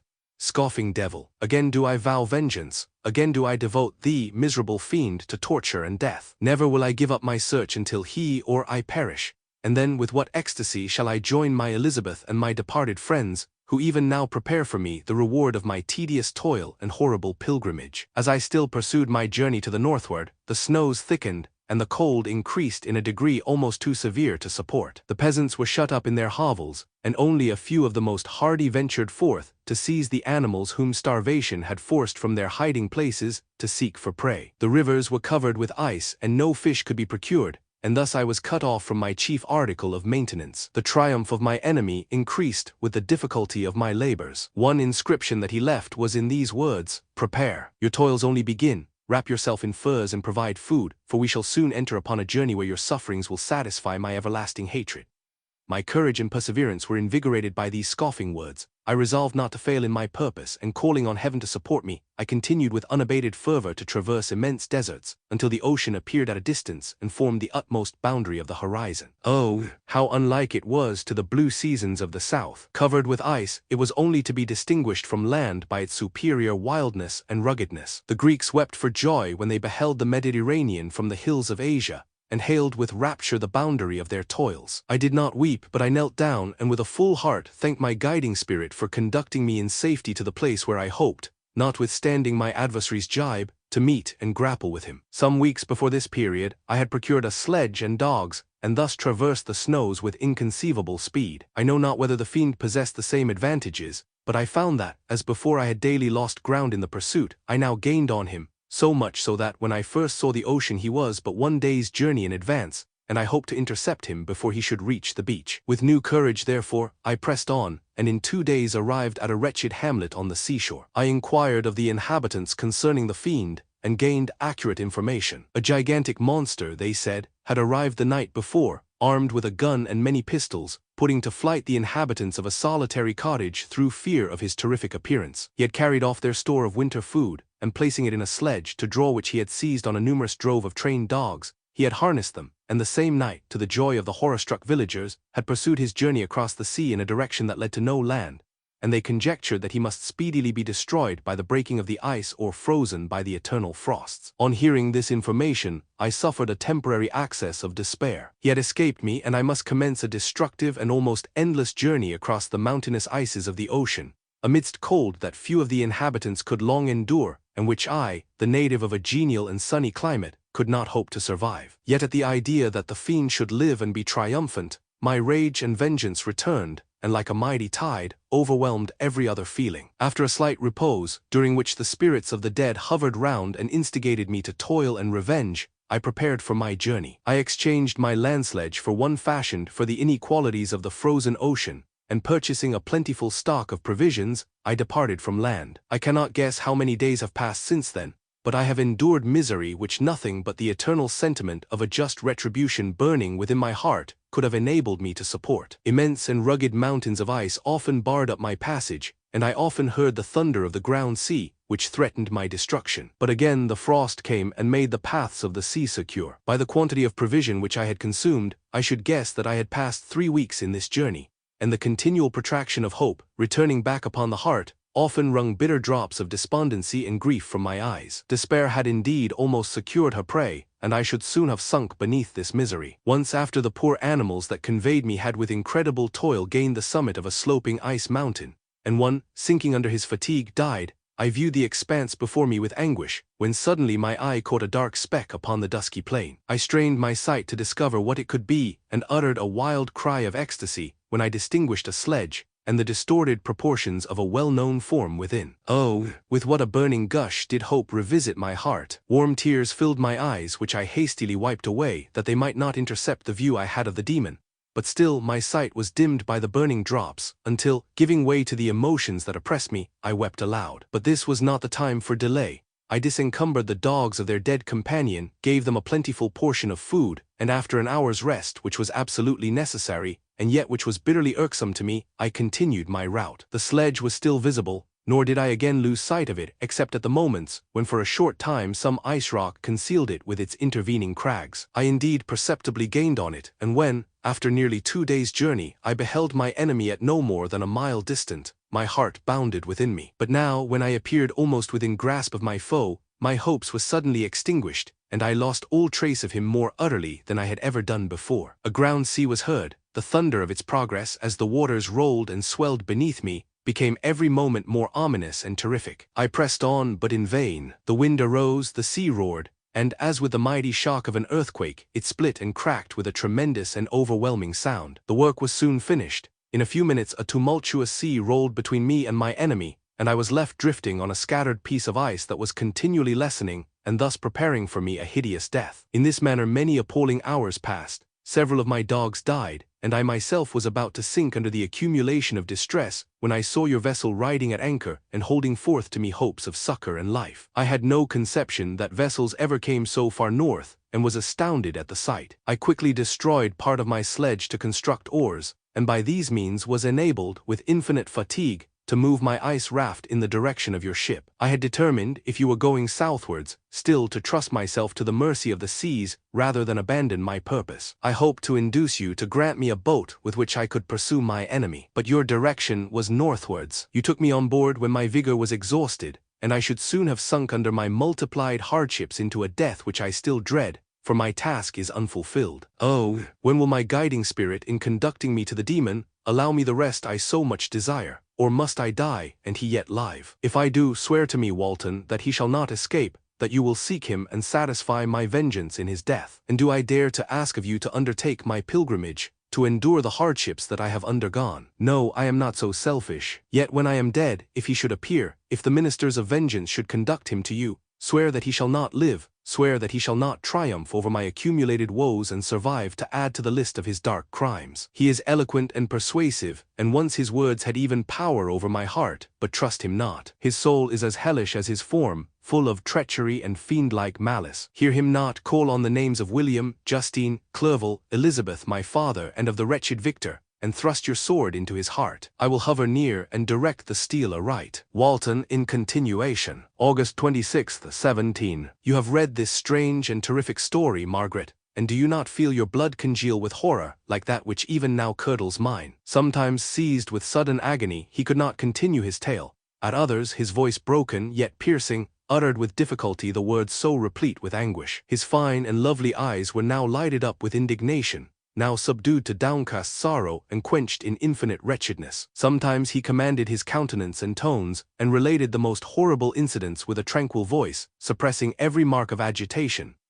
Then, like a volcano bursting forth, his face would suddenly change to an expression of the wildest rage as he shrieked out imprecations on his persecutor. His tale is connected and told with an appearance of the simplest truth, yet I own to you that the letters of Felix and Safie, which he showed me, and the apparition of the monster seen from our ship, brought to me a greater conviction of the truth of his narrative than his asseverations, however earnest and connected. Such a monster has, then, really existence. I cannot doubt it, yet I am lost in surprise and admiration. Sometimes I endeavored to gain from Frankenstein the particulars of his creature's formation, but on this point he was impenetrable. "Are you mad, my friend?" said he. "Or whither does your senseless curiosity lead you? Would you also create for yourself and the world a demoniacal enemy? Peace, learn my miseries and do not seek to increase your own." Frankenstein discovered that I made notes concerning his history. He asked to see them, and then himself corrected and augmented them in many places, but principally in giving the life and spirit to the conversations he held with his enemy. "Since you have preserved my narration," said he, "I would not that a mutilated one should go down to posterity. Thus has a week passed away, while I have listened to the strangest tale that ever imagination formed. My thoughts and every feeling of my soul have been drunk up by the interest for my guest, which this tale and his own elevated and gentle manners have created. I wish to soothe him, yet can I counsel one so infinitely miserable, so destitute of every hope of consolation, to live? Oh no! The only joy that he can now know will be when he composes his shattered spirit to peace and death. Yet he enjoys one comfort, the offspring of solitude and delirium. He believes that when in dreams he holds converse with his friends, and derives from that communion consolation for his miseries or excitements to his vengeance, that they are not the creations of his fancy, but the beings themselves who visit him from the regions of a remote world. This faith gives a solemnity to his reveries that render them to me almost as imposing and interesting as truth. Our conversations are not always confined to his own history and misfortunes. On every point of general literature, he displays unbounded knowledge and a quick and piercing apprehension. His eloquence is forcible and touching, nor can I hear him, when he relates a pathetic incident or endeavors to move the passions of pity or love, without tears. What a glorious creature must he have been in the days of his prosperity, when he is thus noble and godlike in ruin. He seems to feel his own worth and the greatness of his fall. "When younger," said he, "I believed myself destined for some great enterprise. My feelings are profound, but I possessed a coolness of judgment that fitted me for illustrious achievements. This sentiment of the worth of my nature supported me when others would have been oppressed, for I deemed it criminal to throw away in useless grief those talents that might be useful to my fellow creatures. When I reflected on the work I had completed, no less a one than the creation of a sensitive and rational animal, I could not rank myself with the herd of common projectors. But this thought which supported me in the commencement of my career, now serves only to plunge me lower in the dust. All my speculations and hopes are as nothing, and like the archangel who aspired to omnipotence, I am chained in an eternal hell. My imagination was vivid, yet my powers of analysis and application were intense. By the union of these qualities, I conceived the idea and executed the creation of a man. Even now I cannot recollect without passion my reveries, while the work was incomplete. I trod heaven in my thoughts, now exulting in my powers, now burning with the idea of their effects. From my infancy I was imbued with high hopes and a lofty ambition, but how am I sunk? Oh, my friend, if you had known me as I once was, you would not recognize me in this state of degradation. Despondency rarely visited my heart, a high destiny seemed to bear me on until I fell, never again to rise.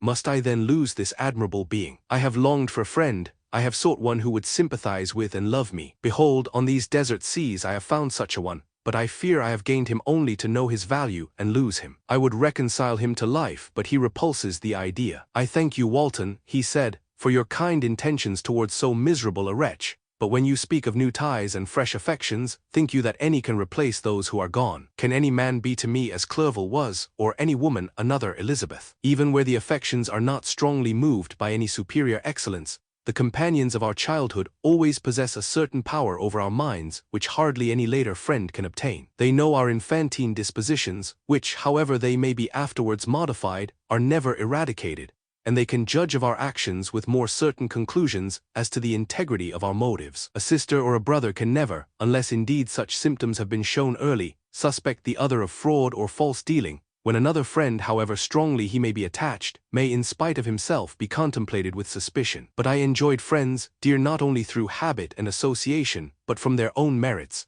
and wherever I am, the soothing voice of my Elizabeth and the conversation of Clerval will be ever whispered in my ear. They are dead, and but one feeling in such a solitude can persuade me to preserve my life. If I were engaged in any high undertaking or design, fraught with extensive utility to my fellow creatures, then could I live to fulfill it. But such is not my destiny. I must pursue and destroy the being to whom I gave existence, then my lot on earth will be fulfilled and I may die. My beloved sister, September 2d. I write to you encompassed by peril and ignorant whether I am ever doomed to see again dear England, and the dearer friends that inhabit it. I am surrounded by mountains of ice which admit of no escape and threaten every moment to crush my vessel. The brave fellows whom I have persuaded to be my companions look towards me for aid, but I have none to bestow. There is something terribly appalling in our situation, yet my courage and hopes do not desert me. Yet it is terrible to reflect that the lives of all these men are endangered through me. If we are lost, my mad schemes are the cause. And what, Margaret, will be the state of your mind? You will not hear of my destruction, and you will anxiously await my return. Years will pass, and you will have visitings of despair, and yet be tortured by hope. Oh, my beloved sister, the sickening failing of your heartfelt expectations is, in prospect, more terrible to me than my own death. But you have a husband and lovely children, you may be happy. Heaven bless you and make you so. My unfortunate guest regards me with the tenderest compassion. He endeavors to fill me with hope and talks as if life were a possession which he valued. He reminds me how often the same accidents have happened to other navigators who have attempted this sea,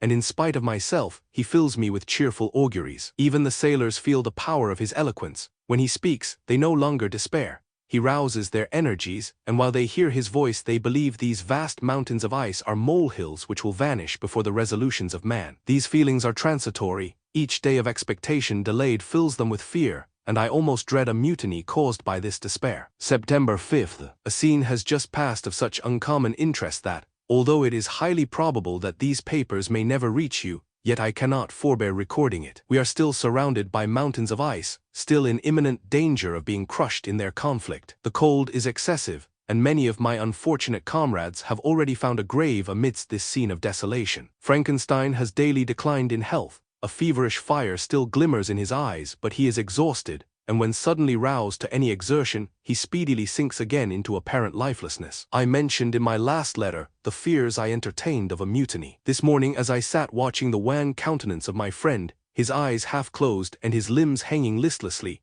I was roused by half a dozen of the sailors, who demanded admission into the cabin. They entered, and their leader addressed me. He told me that he and his companions had been chosen by the other sailors to come in deputation to me, to make me a requisition which, in justice, I could not refuse. We were immured in ice and should probably never escape, but they feared that if, as was possible, the ice should dissipate and a free passage be opened, I should be rash enough to continue my voyage and lead them into fresh dangers, after they might happily have surmounted this. They insisted, therefore, that I should engage with a solemn promise that if the vessel should be freed, I would instantly direct my course southwards. This speech troubled me. I had not despaired, nor had I yet conceived the idea of returning if set free. Yet could I, in justice, or even in possibility, refuse this demand? I hesitated before I answered, when Frankenstein, who had at first been silent and indeed appeared hardly to have force enough to attend, now roused himself. His eyes sparkled, and his cheeks flushed with momentary vigor. Turning towards the men, he said, "What do you mean? What do you demand of your captain? Are you, then, so easily turned from your design? Did you not call this a glorious expedition? And wherefore was it glorious? Not because the way was smooth and placid as a southern sea,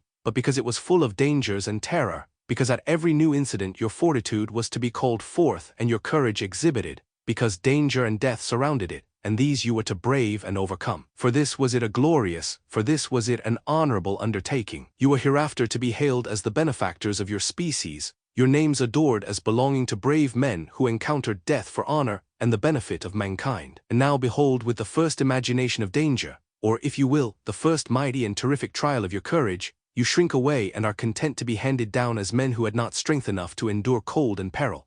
And so, poor souls, they were chilly and returned to their warm firesides. Why, that requires not this preparation. Ye need not have come thus far and dragged your captain to the shame of a defeat merely to prove yourselves cowards. Oh, be men or be more than men. Be steady to your purposes and firm as a rock. This ice is not made of such stuff as your hearts may be, It is mutable and cannot withstand you if you say that it shall not. Do not return to your families with the stigma of disgrace marked on your brows. Return as heroes who have fought and conquered, and who know not what it is to turn their backs on the foe.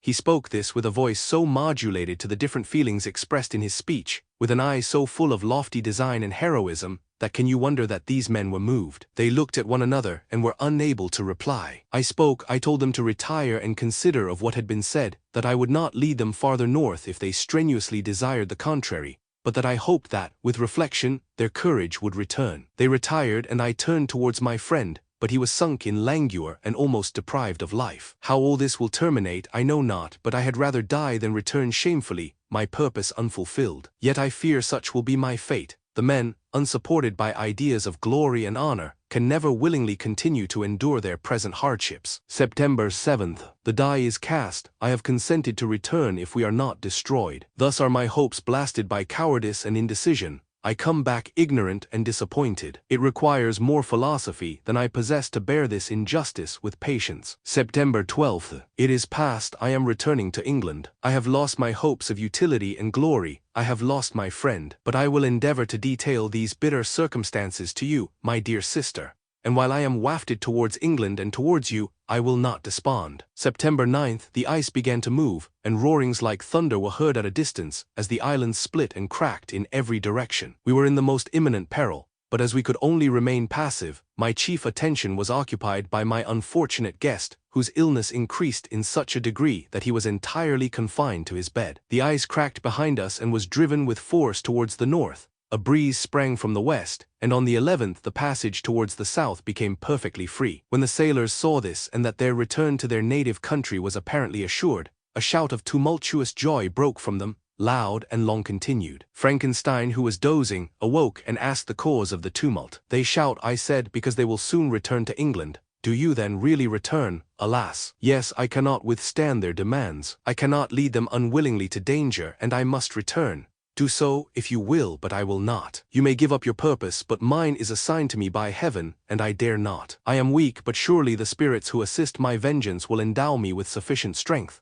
Saying this, he endeavored to spring from the bed, but the exertion was too great for him. He fell back and fainted. It was long before he was restored, and I often thought that life was entirely extinct. At length he opened his eyes, he breathed with difficulty and was unable to speak. The surgeon gave him a composing draught and ordered us to leave him undisturbed. In the meantime he told me that my friend had certainly not many hours to live. His sentence was pronounced, and I could only grieve and be patient. I sat by his bed watching him. His eyes were closed and I thought he slept. But presently he called to me in a feeble voice and bidding me come near said, Alas, the strength I relied on is gone. I feel that I shall soon die, and he, my enemy and persecutor, may still be in being. Think not, Walton, that in the last moments of my existence I feel that burning hatred and ardent desire of revenge I once expressed, but I feel myself justified in desiring the death of my adversary. During these last days I have been occupied in examining my past conduct, nor do I find it blamable. In a fit of enthusiastic madness I created a rational creature, and was bound towards him to assure, as far as was in my power, his happiness and well-being. This was my duty, but there was another still paramount to that. My duties towards the beings of my own species had greater claims to my attention, because they included a greater proportion of happiness or misery. Urged by this view, I refused, and I did right in refusing, to create a companion for the first creature. He showed unparalleled malignity and selfishness in evil. He destroyed my friends. He devoted to destruction beings who possessed exquisite sensations, happiness, and wisdom. Nor do I know where this thirst for vengeance may end. Miserable himself that he may render no other wretched, he ought to die. The task of his destruction was mine, but I have failed. When actuated by selfish and vicious motives, I asked you to undertake my unfinished work, and I renew this request now, when I am only induced by reason and virtue. Yet I cannot ask you to renounce your country and friends to fulfill this task, and now that you are returning to England, you will have little chance of meeting with him. But the consideration of these points, and the well-balancing of what you may esteem your duties, I leave to you. My judgment and ideas are already disturbed by the near approach of death. I dare not ask you to do what I think right, for I may still be misled by passion. That he should live to be an instrument of mischief disturbs me, In other respects, this hour, when I momentarily expect my release, is the only happy one which I have enjoyed for several years. The forms of the beloved dead flit before me, and I hasten to their arms. Farewell, Walton. Seek happiness in tranquility and avoid ambition, even if it be only the apparently innocent one of distinguishing yourself in science and discoveries. Yet why do I say this? I have myself been blasted in these hopes, yet another may succeed. His voice became fainter as he spoke, and at length, exhausted by his effort, he sank into silence. About half an hour afterwards he attempted again to speak but was unable. He pressed my hand feebly, and his eyes closed forever, while the irradiation of a gentle smile passed away from his lips. Margaret, what comment can I make on the untimely extinction of this glorious spirit? What can I say that will enable you to understand the depth of my sorrow? All that I should express would be inadequate and feeble. My tears flow, my mind is overshadowed by a cloud of disappointment. But I journey towards England, and I may there find consolation. I am interrupted. What do these sounds portend? It is midnight, the breeze blows fairly, and the watch on deck scarcely stir. Again there is a sound as of a human voice but hoarser. It comes from the cabin, where the remains of Frankenstein still lie. I must arise and examine. Good night, my sister. Great God, what a scene has just taken place. I am yet dizzy with the remembrance of it. I hardly know whether I shall have the power to detail it. Yet the tale which I have recorded would be incomplete without this final and wonderful catastrophe. I entered the cabin, where lay the remains of my ill-fated and admirable friend. Over him hung a form which I cannot find words to describe, gigantic in stature, yet uncouth and distorted in its proportions. As he hung over the coffin, his face was concealed by long locks of ragged hair, but one vast hand was extended, in color and apparent texture like that of a mummy. When he heard the sound of my approach, he ceased to utter exclamations of grief and horror, and sprung towards the window. Never did I behold a vision so horrible as his face, of such loathsome yet appalling hideousness. I shut my eyes involuntarily, and endeavored to recollect what were my duties with regard to this destroyer. I called on him to stay. He paused, looking on me with wonder, and again turning towards the lifeless form of his creator, he seemed to forget my presence, and every feature and gesture seemed instigated by the wildest rage of some uncontrollable passion. That is also my victim, he exclaimed. In his murder my crimes are consummated. The miserable series of my being is wound to its close. O Frankenstein, generous and self-devoted being, what does it avail that I now ask thee to pardon me? I who irretrievably destroyed thee by destroying all thou lovedst. Alas, he is cold, he cannot answer me. His voice seemed suffocated, and my first impulses, which had suggested to me the duty of obeying the dying request of my friend in destroying his enemy, were now suspended by a mixture of curiosity and compassion. I approached this tremendous being. I dared not again raise my eyes to his face. There was something so scaring and unearthly in his ugliness. I attempted to speak, but the words died away on my lips. The monster continued to utter wild and incoherent self-reproaches. At length I gathered resolution to address him in a pause of the tempest of his passion. Your repentance, I said, is now superfluous. If you had listened to the voice of conscience and heeded the stings of remorse before you had urged your diabolical vengeance to this extremity, Frankenstein would yet have lived. And do you dream, said the demon, do you think that I was then dead to agony and remorse? He continued, pointing to the corpse, he suffered not in the consummation of the deed. Oh, not the 10,000th portion of the anguish that was mine during the lingering detail of its execution. A frightful selfishness hurried me on, while my heart was poisoned with remorse. Think you that the groans of Clerval were music to my ears? My heart was fashioned to be susceptible of love and sympathy, and when wrenched by misery to vice and hatred, it did not endure the violence of the change without torture such as you cannot even imagine. After the murder of Clerval, I returned to Switzerland, heartbroken and overcome. I pitied Frankenstein. My pity amounted to horror. I abhorred myself. But when I discovered that he, the author at once of my existence and of its unspeakable torments, dared to hope for happiness, that while he accumulated wretchedness and despair upon me, he sought his own enjoyment in feelings and passions from the indulgence of which I was forever barred, then impotent envy and bitter indignation filled me with an insatiable thirst for vengeance. I recollected my threat and resolved that it should be accomplished. I knew that I was preparing for myself a deadly torture, But I was the slave, not the master, of an impulse which I detested yet could not disobey. Yet when she died, nay, then I was not miserable. I had cast off all feeling, subdued all anguish to riot in the excess of my despair. Evil thenceforth became my good. Urged thus far, I had no choice but to adapt my nature to an element which I had willingly chosen. The completion of my demoniacal design became an insatiable passion. And now it is ended, there is my last victim. I was at first touched by the expressions of his misery, yet when I called to mind what Frankenstein had said of his powers of eloquence and persuasion, and when I again cast my eyes on the lifeless form of my friend, indignation was rekindled within me. "Wretch," I said, "it is well that you come here to whine over the desolation that you have made. You throw a torch into a pile of buildings, and when they are consumed, you sit among the ruins and lament the fall. Hypocritical fiend! If he whom you mourn still lived, still would he be the object, again would he become the prey, of your accursed vengeance. It is not pity that you feel, you lament only because the victim of your malignity is withdrawn from your power." "Oh, it is not thus," interrupted the being. "Yet such must be the impression conveyed to you, by what appears to be the purport of my actions. Yet I seek not a fellow feeling in my misery. No sympathy may I ever find. When I first sought it, it was the love of virtue, the feelings of happiness and affection with which my whole being overflowed, that I wished to be participated. But now that virtue has become to me a shadow, and that happiness and affection are turned into bitter and loathing despair, in what should I seek for sympathy? I am content to suffer alone while my suffering shall endure. When I die, I am well satisfied that abhorrence and opprobrium should load my memory. Once my fancy was soothed with dreams of virtue, of fame, and of enjoyment. Once I falsely hoped to meet with beings who, pardoning my outward form, would love me for the excellent qualities which I was capable of unfolding. I was nourished with high thoughts of honor and devotion. But now crime has degraded me beneath the meanest animal. No guilt, no mischief, no malignity, no misery can be found comparable to mine. When I run over the frightful catalogue of my sins,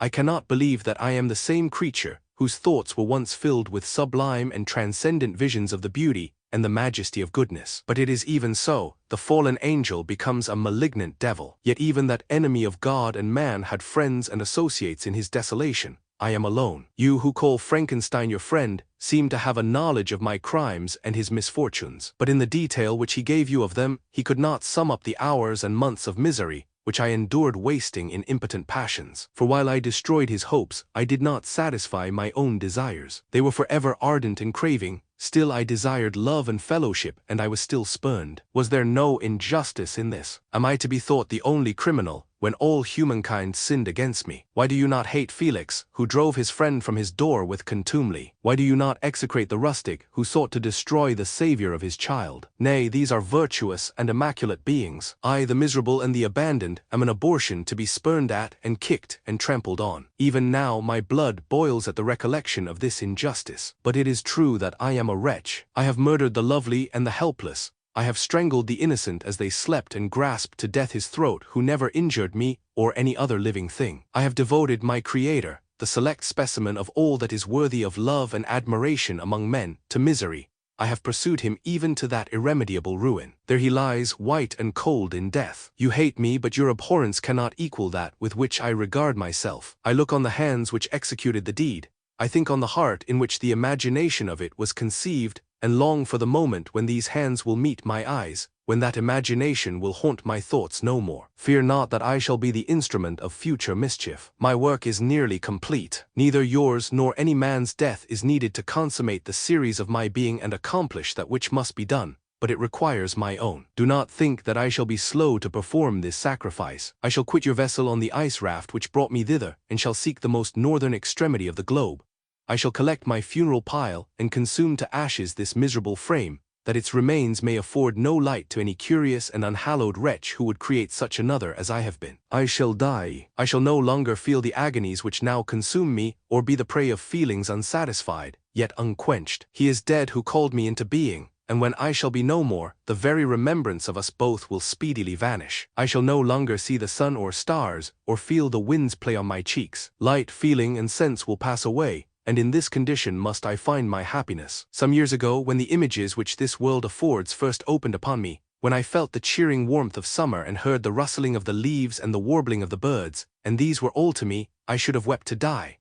now it is my only consolation. Polluted by crimes and torn by the bitterest remorse, where can I find rest but in death? Farewell, I leave you, and in you, the last of humankind whom these eyes will ever behold. Farewell, Frankenstein, if thou wert yet alive and yet cherished a desire of revenge against me, it would be better satiated in my life than in my destruction. But it was not so, thou didst seek my extinction that I might not cause greater wretchedness, and if yet, in some mode unknown to me, thou hadst not ceased to think and feel, thou wouldst not desire against me a vengeance greater than that which I feel. Blasted as thou wert, my agony was still superior to thine, for the bitter sting of remorse will not cease to rankle in my wounds until death shall close them forever. But soon, he cried with sad and solemn enthusiasm, I shall die, and what I now feel be no longer felt. Soon these burning miseries will be extinct. I shall ascend my funeral pile triumphantly, and exult in the agony of the torturing flames. The light of that conflagration will fade away, my ashes will be swept into the sea by the winds. My spirit will sleep in peace, or if it thinks, it will not surely think thus. Farewell. He sprang from the cabin window as he said this, upon the ice raft which lay close to the vessel. He was soon borne away by the waves and lost in darkness and distance. Thanks for watching. Please like, subscribe, and share with your known.